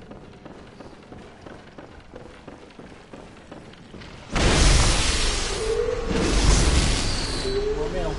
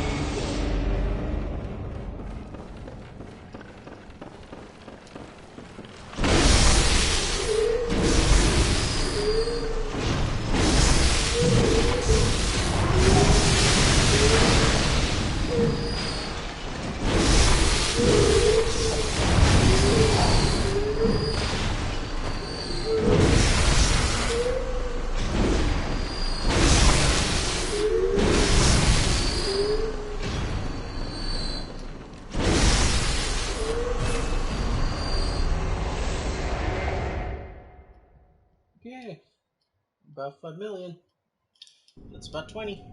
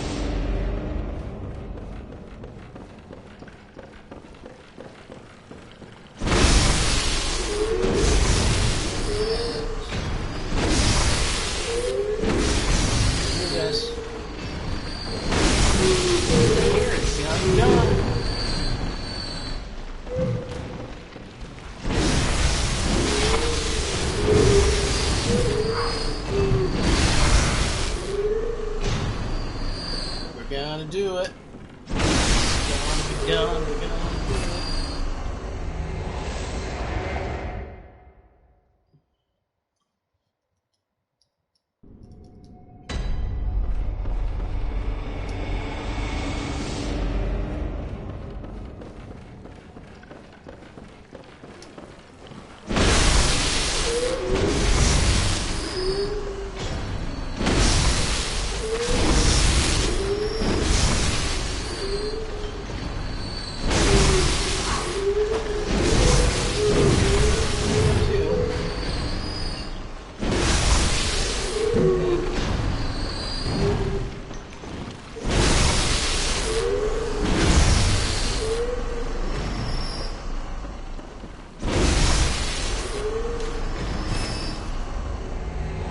Oh boy, this is starting to like weigh on you, you know? But I'm gonna do it.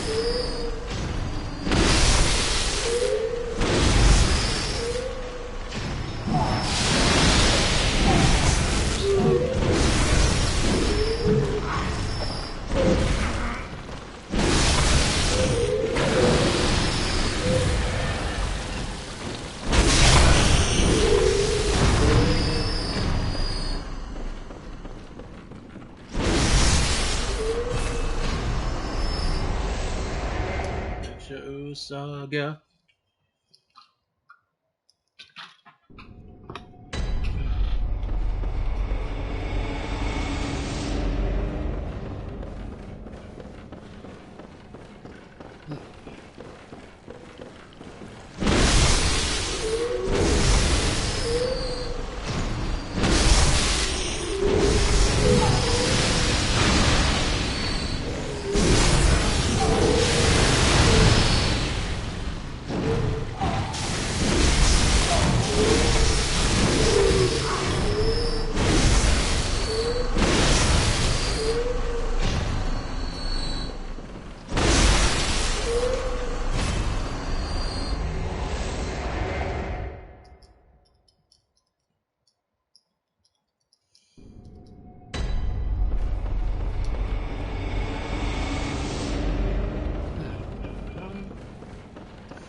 3 million to go.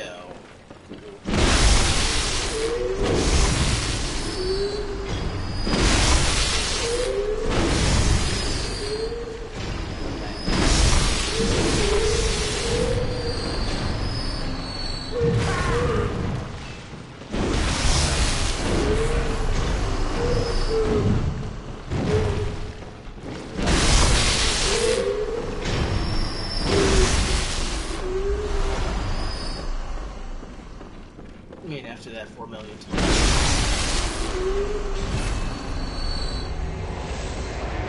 million till bank, then 4 million. After reading 8 million till bank, 4 million till read.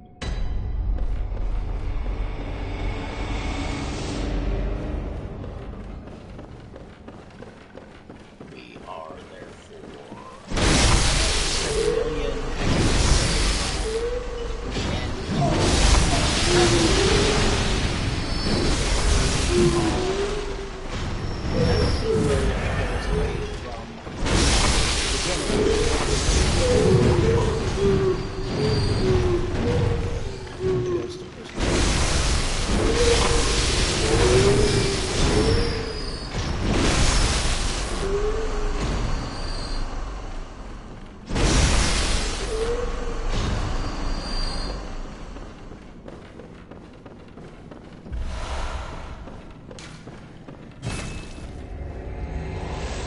Maybe I'm just gonna read my bank.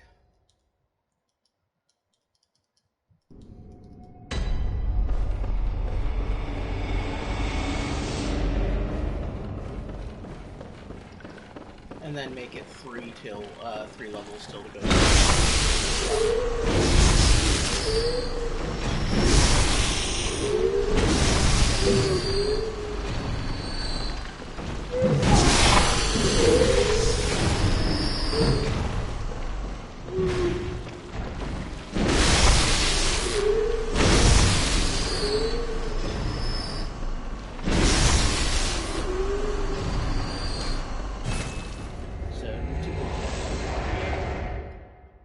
Bank.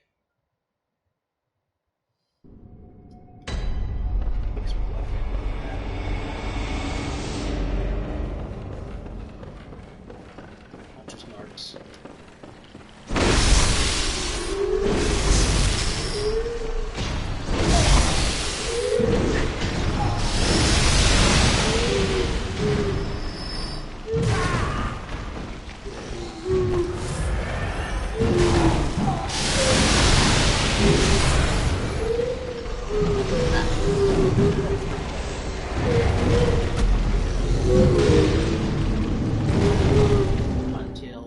My weapon, grab my hunter's marks, and I set out for the beginning of the end of the Ghost of Christmas Present.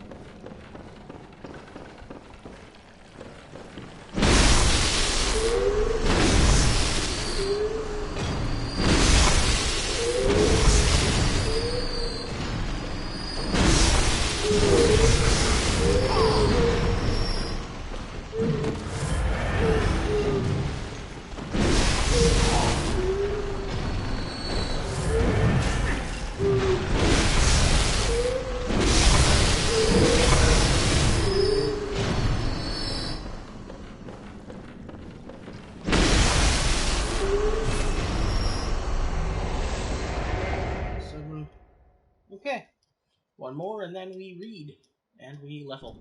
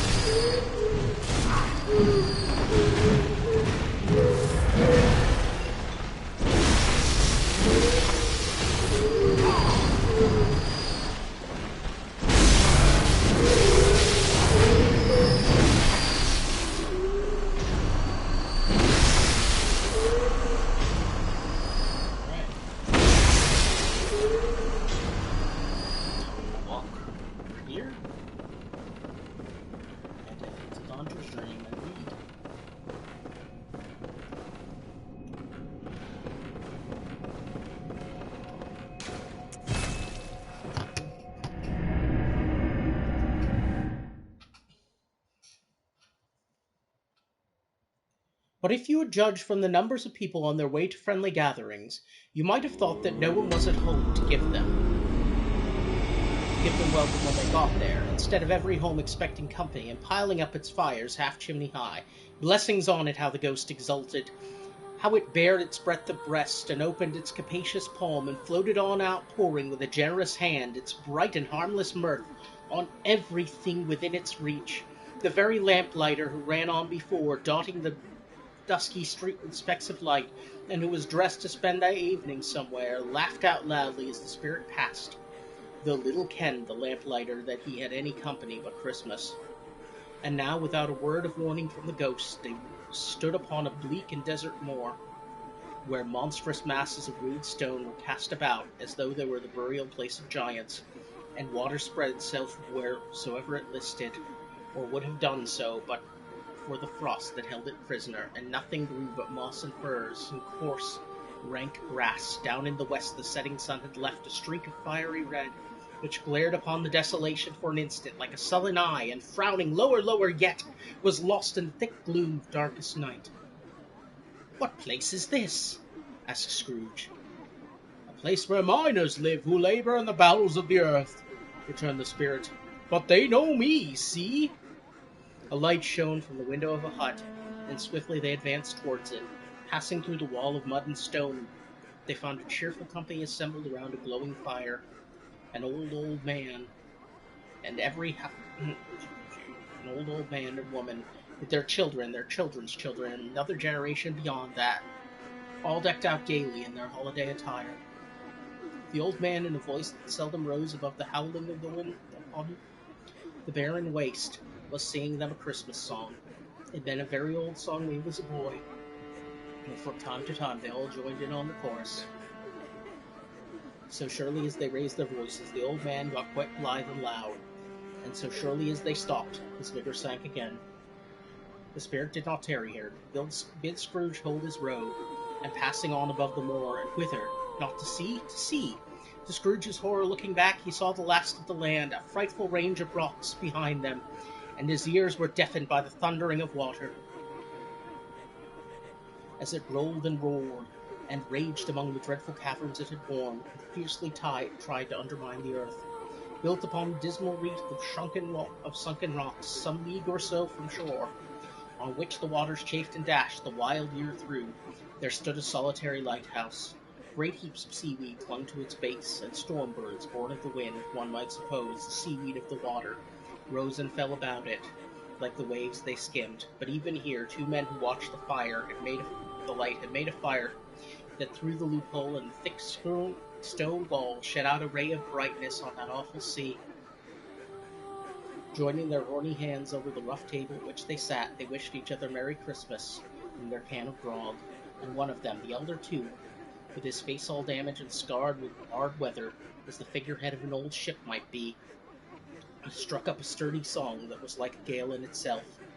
Again the ghost sped on, above the black and heaving sea, on, until being far away, as he told Scrooge, from any shore, they lighted on a ship.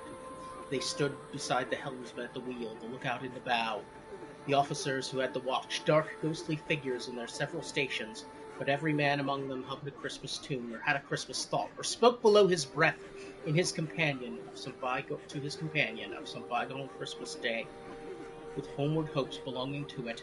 And every man on board, waking or sleeping, good or bad, had had a kinder word for one another on that day than on any day of the year, and had shared it to some extent in the festivities, and had remembered those he cared for at a distance, and had known that they delighted to remember him. Okay, I think actually I will just do the next in another 8 million. Finish up that Welcome. section. What is it? Very well. Let me. There we go. 531, we got 15 to go. That's not too bad. Repair weapons. Oh, I need that. Now let's get my hunter's marks, and I will be right back with that.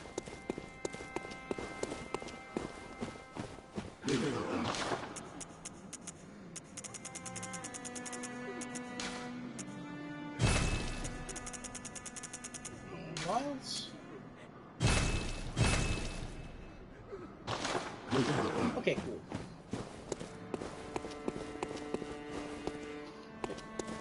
I'll be back after that. Sorry, I am so full of caffeine.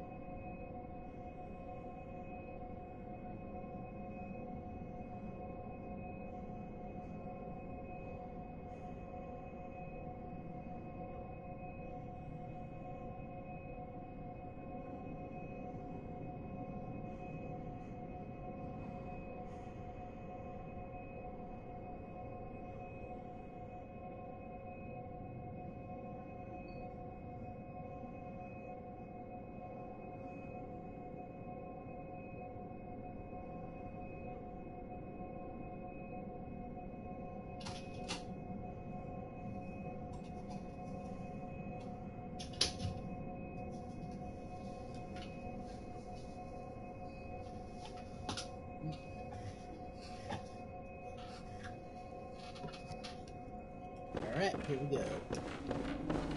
8 million before we get the end of the third stage. I mean, 8 million to start the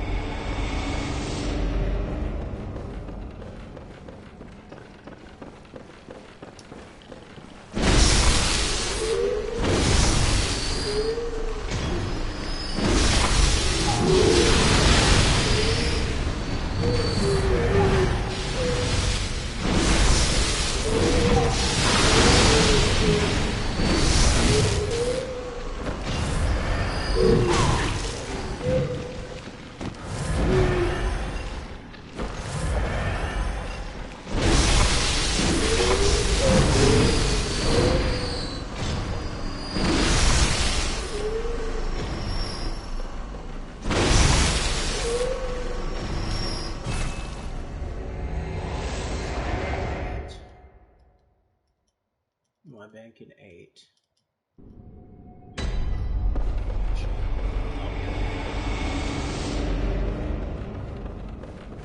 I can do this.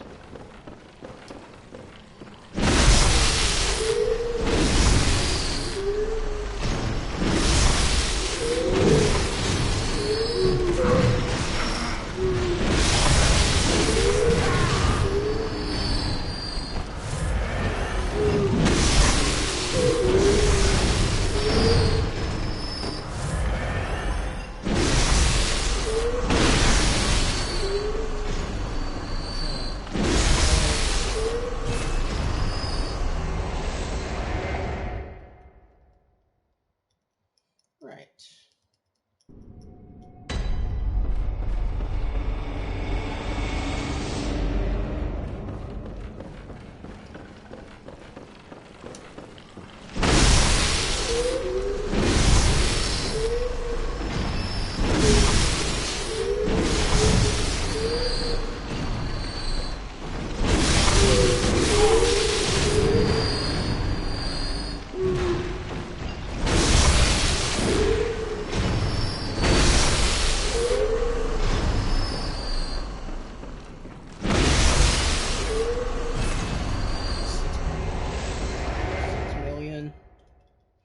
To bank.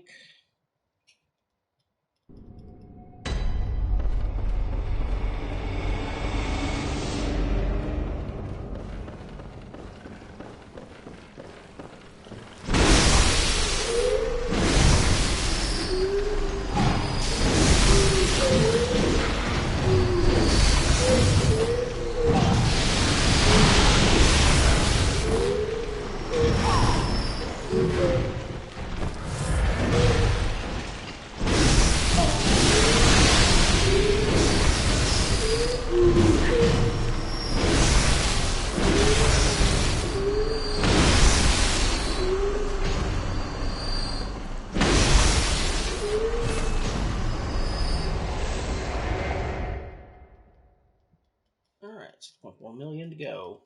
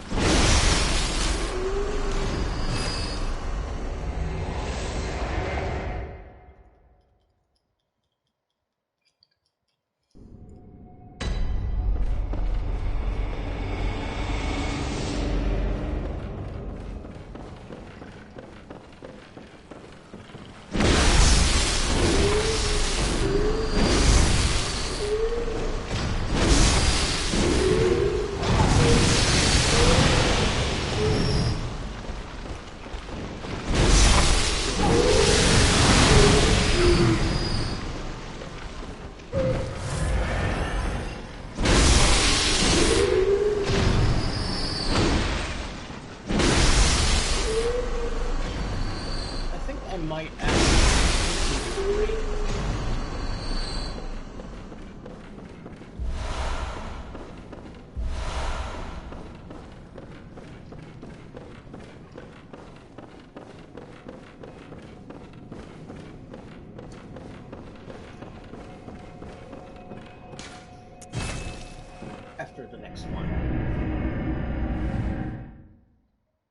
After the next time I grab a level.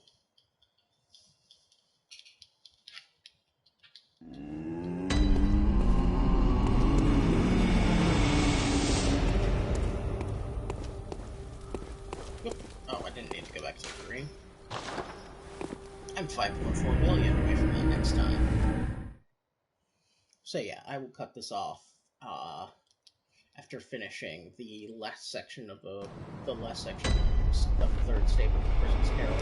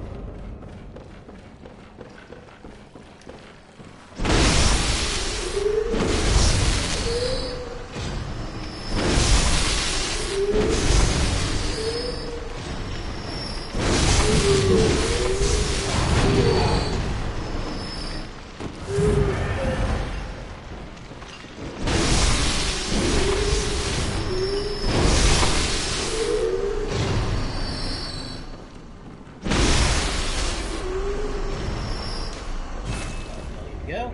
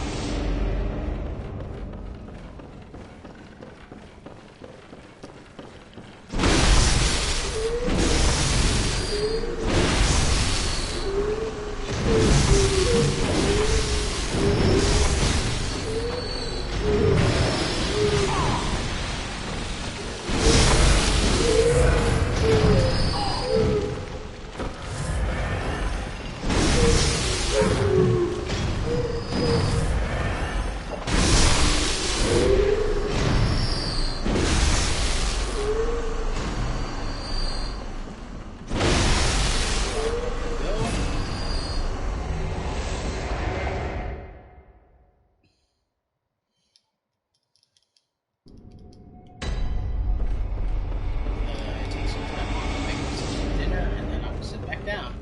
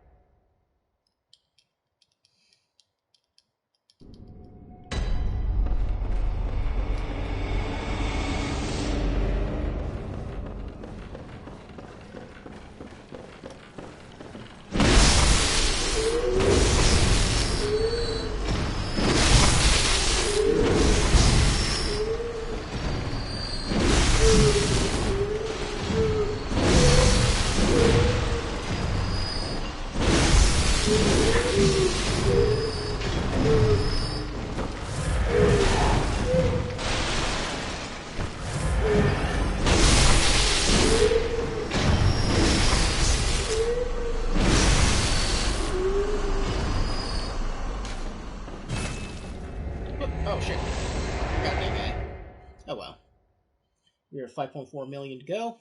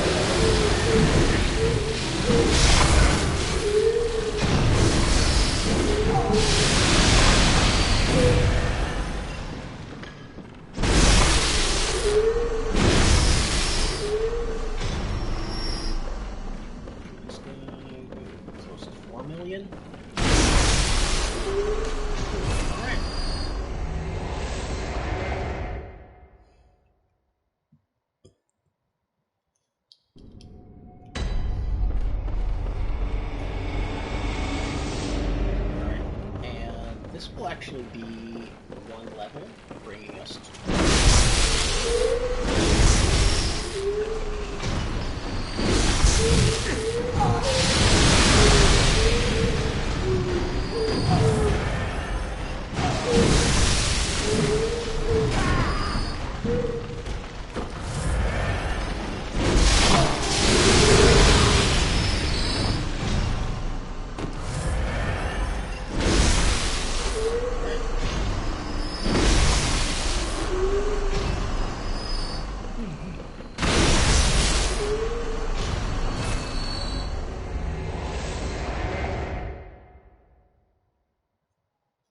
$4 million.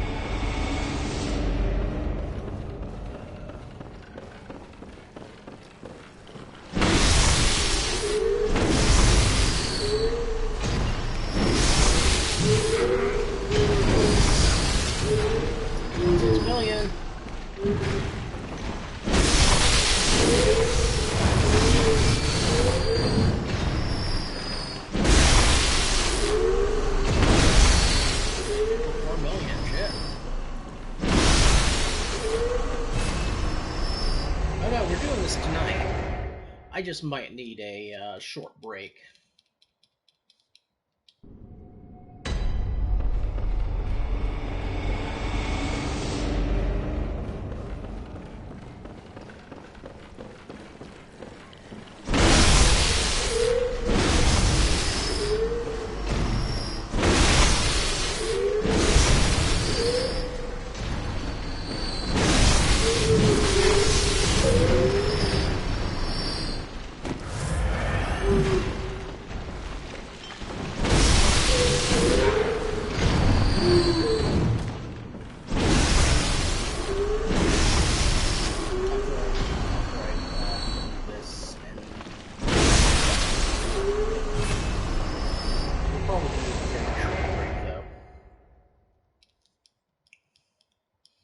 Just enough time to get some very spicy ramen into myself.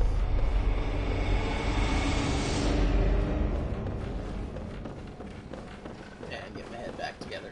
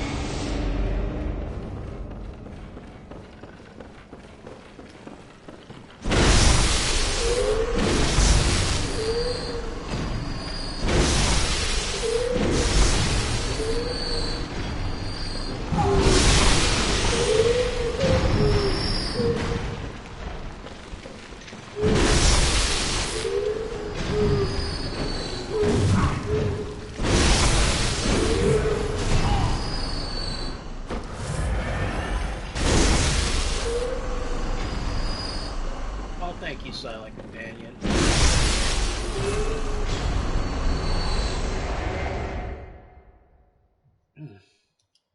Hopefully there shall be another such soul winters by when I return.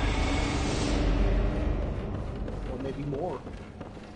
Maybe many such souls.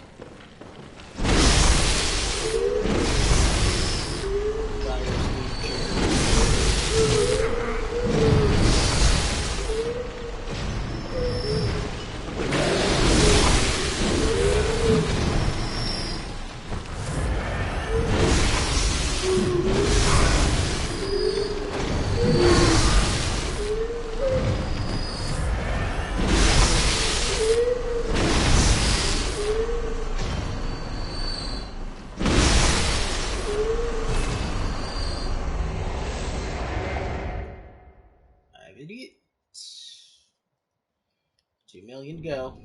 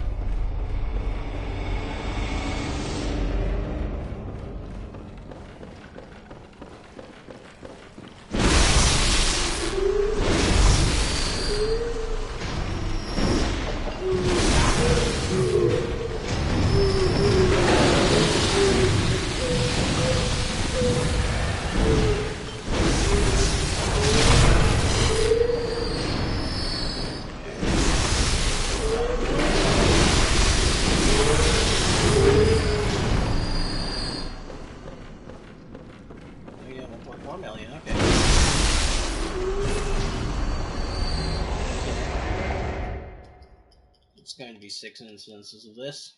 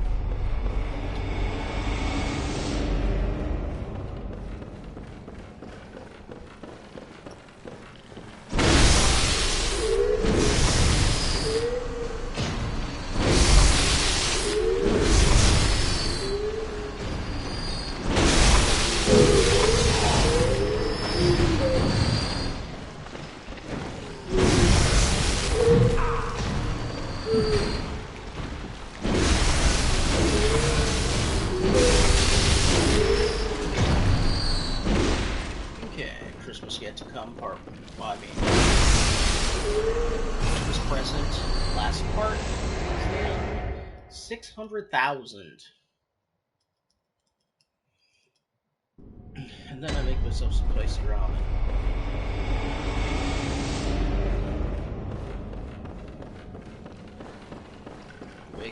To awaken my body and brain.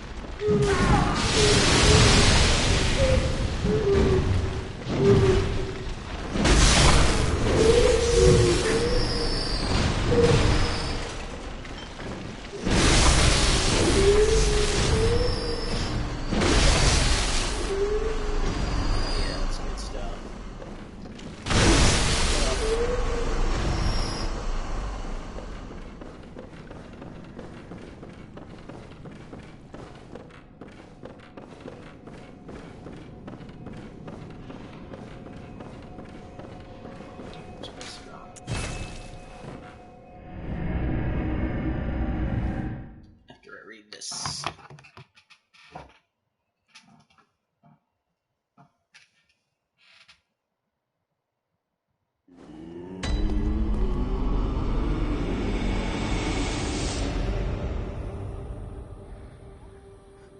It was a great surprise to Scrooge while listening to the moaning of the wind and thinking what a solemn thing it was to move through the lonely darkness over an unknown abyss whose depths were secret and profound as death.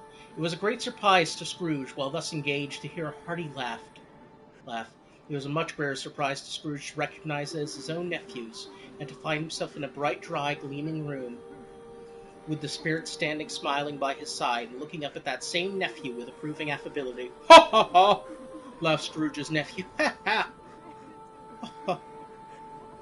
If you should happen by any unlikely chance to know a man more blessed in a laugh than Scrooge's nephew, all I can say is, I should like to know him too. Introduce him to me, and I'll circulate his acquaintance. It is a fair, even-handed, noble adjustment of things. While there is infection in disease and sorrow, there is nothing in the world so irresistibly contagious as laughter and good humor. When Scrooge's nephew laughed in this way, holding his sides, rolling his head, and twisting his face into the most extravagant contortions, Scrooge's niece by marriage laughed as heartily as he, and their assembled friends, being not a bit behind, roared out loudly, "Ha ha ha ha ha ha ha! He said that Christmas was a humbug! As I live!" cried Scrooge's nephew. "He believed it, too!" "More shame for him, Fred," said Scrooge's niece indignantly. "Bless those women, they never do anything by halves, they are always in earnest. She was very pretty, exceedingly pretty, with a dimpled, surprised-looking capital face, a ripe little mouth that seemed made to be kissed, as no doubt it was. all kinds of good little dots about her chin that melted into one another when she laughed, and the sunniest pair of eyes you ever saw in any little creature's head. Altogether, she was what you would have called provoking, but satisfactory. But satisfactory too. Oh, perfectly satisfactory. He's a comical old fellow, said Scrooge's nephew. That's the truth, and not so pleasant as he might be. However, his offences carry their own punishment, and I have nothing to say against him. I'm sure he is very rich, Fred, hinted Scrooge's niece. At least you always tell me so.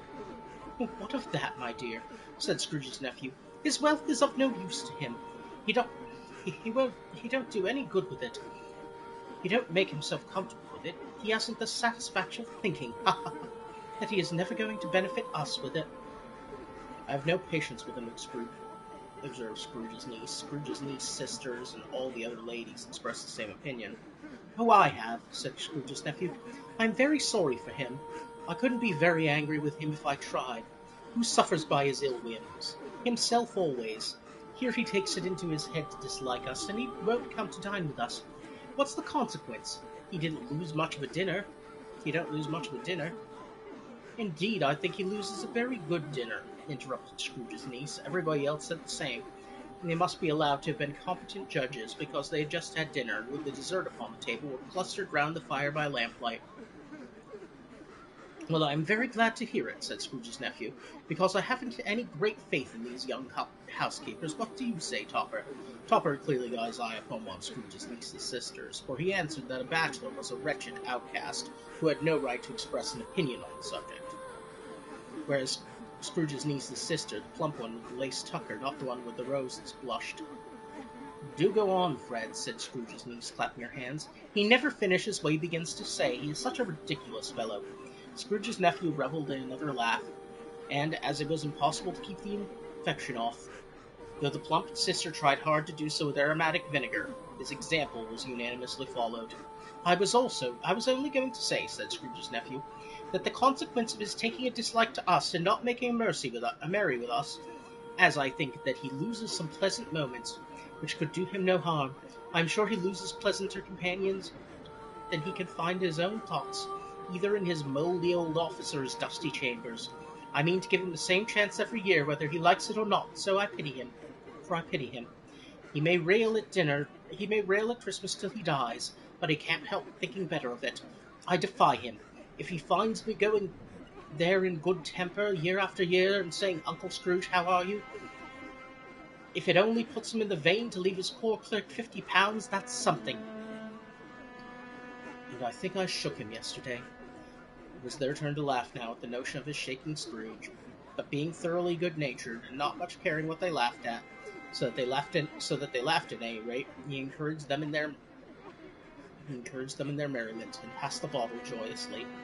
After tea they had some music, for they were a musical family, and knew what they were about when they sung a glee or catch, I can assure you, especially Topper, who would growl away in the bass like a good one, and never swell the large veins in his forehead or get red in the face over it. Scrooge's niece played well on the harp, and played among other tunes a simple little air, a mere nothing you might learn to whistle it in 2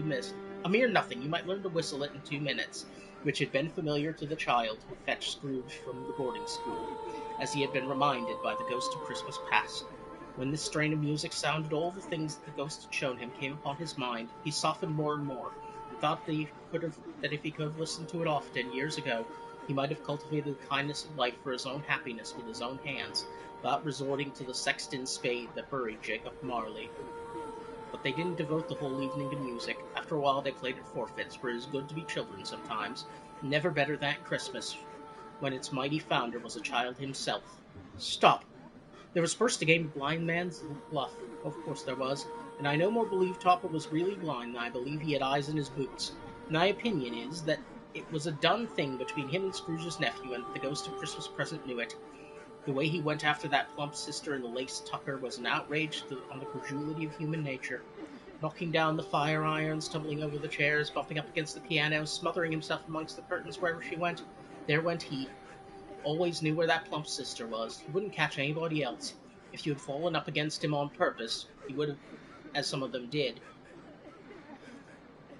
he would have made a feint of endeavouring to seize you. which would have been an affront to your understanding, and would instantly have sidled off in the direction of the plump sister. She often cited out that it wasn't fair, and it really was not, when at last he caught her, when in spite of all her silken rustlings and her rapid flutterings past him, he got her into a corner whence there was no escape. Then his conduct was the most execrable, for his pretending not to know her, his pretending that it was necessary to touch her headdress, and further to assure of her identity by pressing a certain ring upon her finger, and a certain chain about her neck, was vile, monstrous. No doubt she told him her opinion of it when another blind man being in office. They were so very confidential together behind the curtains. Scrooge's niece was not one of the blind man's bluff party, but was made comfortable with a large chair and a footstool in a snug corner where the ghost and Scrooge were close behind her, but she joined in the forfeits and loved her love to admiration with all the letters of the alphabet. Likewise at the game of how, when, and where, she was very great, and to the secret joy of Scrooge's nephew beat her sisters hollow, though they were sharp girls too, as Topper could have told you. There might have been 20 people there, young and old, but they all played, and so did Scrooge, for wholly forgetting in the interest he had in what was going on, that his voice made no sound in their ears, he sometimes came out with his guess quite loud, and very often guessed right, too, for the sharpest needle, best Whitechapel, warranted not to cut in the eye, was not sharper than Scrooge, blunt as he took it in his head to be. The ghost was greatly pleased to find him in this mood, and looked upon him with such favour that he begged like a boy to be allowed to stay until the guest departed. But this, the spirit said, could not be done. "Here is a new game," said Scrooge. "Only 1/2 hour, spirit." "Here is a new game," said Scrooge. 1/2 hour, spirit. Only one. It was a game called Yes and No, where Scrooge's nephew had to think of something, and the rest must find out what. He only answering to their questions yes and no, as the case was. The brisk fire of questioning to which he was exposed elicited from him that he was thinking of an animal, a live animal, rather a disagreeable animal, a savage animal, an animal that growled and grunted sometimes, and talked sometimes, and lived in London, and walked about the streets, and wasn't made a show of, and wasn't led by anyone, and didn't live in a menagerie, and was never killed in a market, and was not a horse, or an ass, or a cow, or a bull, or a pig, or a tiger, or a dog. Or a bull, or a tiger, or a dog, or a pig, or a cat, or a bear. At every fresh question which was put to him, this nephew burst into near roar of laughter, and was inexpressibly tickled. He was obliged to get off the sofa and stamp. At last the plump sister, falling into a similar state, cried out, "I have found it! I've found it! I know what it is, Fred! I know what it is!" "What is it?" cried Fred. "It is your Uncle Scrooge!" Which it certainly was. Admiration was the universal sentiment, though some objected that the reply to "Is it a bear?" ought to have been yes, inasmuch as an answer in the negative was sufficient to have diverted their thoughts from Mr. Scrooge, supposing that they had ever had any tendency that way. "He has given us plenty of merriment, I am sure," said Fred, "and it would be ungrateful not to drink his health. Here's a glass of mulled wine ready to our hand at the moment, and I say Uncle Scrooge." "Well, Uncle Scrooge," they cried. "A Merry Christmas and a Happy New Year to the old man, wherever he is," said Scrooge's nephew. "He wouldn't take it from me, but may he have it nevertheless. Uncle Scrooge."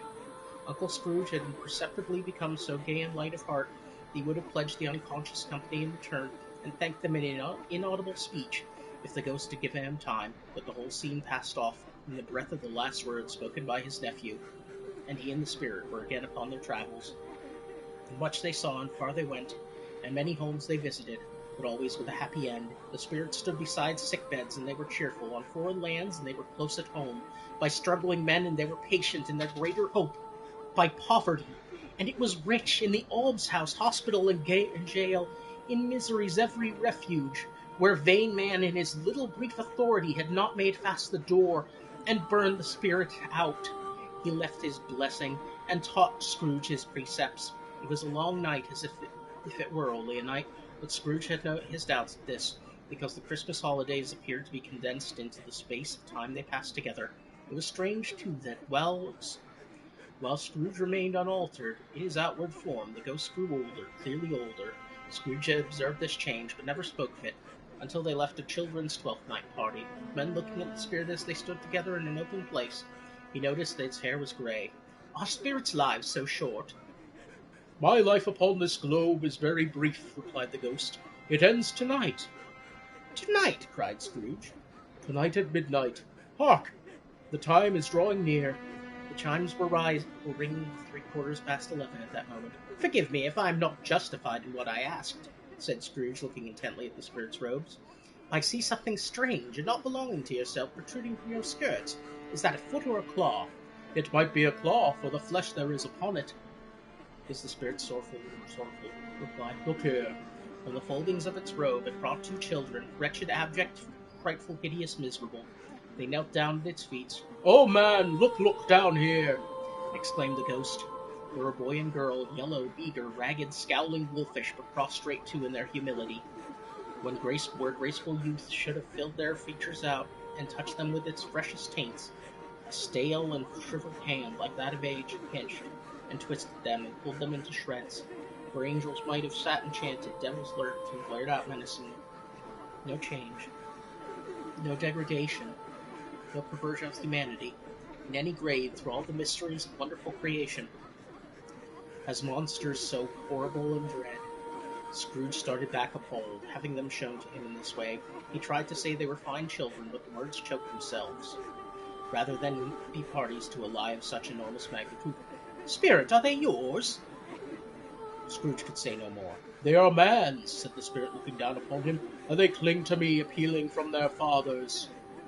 This boy is ignorance, this girl is want.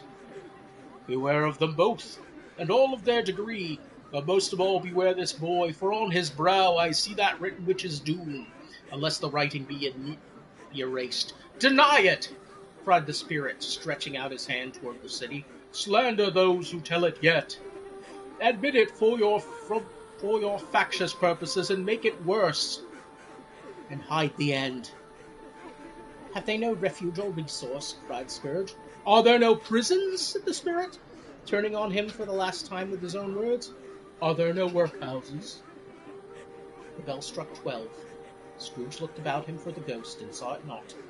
As the last stroke ceased to vibrate, he remembered the prediction of old Jacob Marley, and lifting up his eyes, beheld a solemn phantom, draped and hooded, coming like a mist along the ground towards him.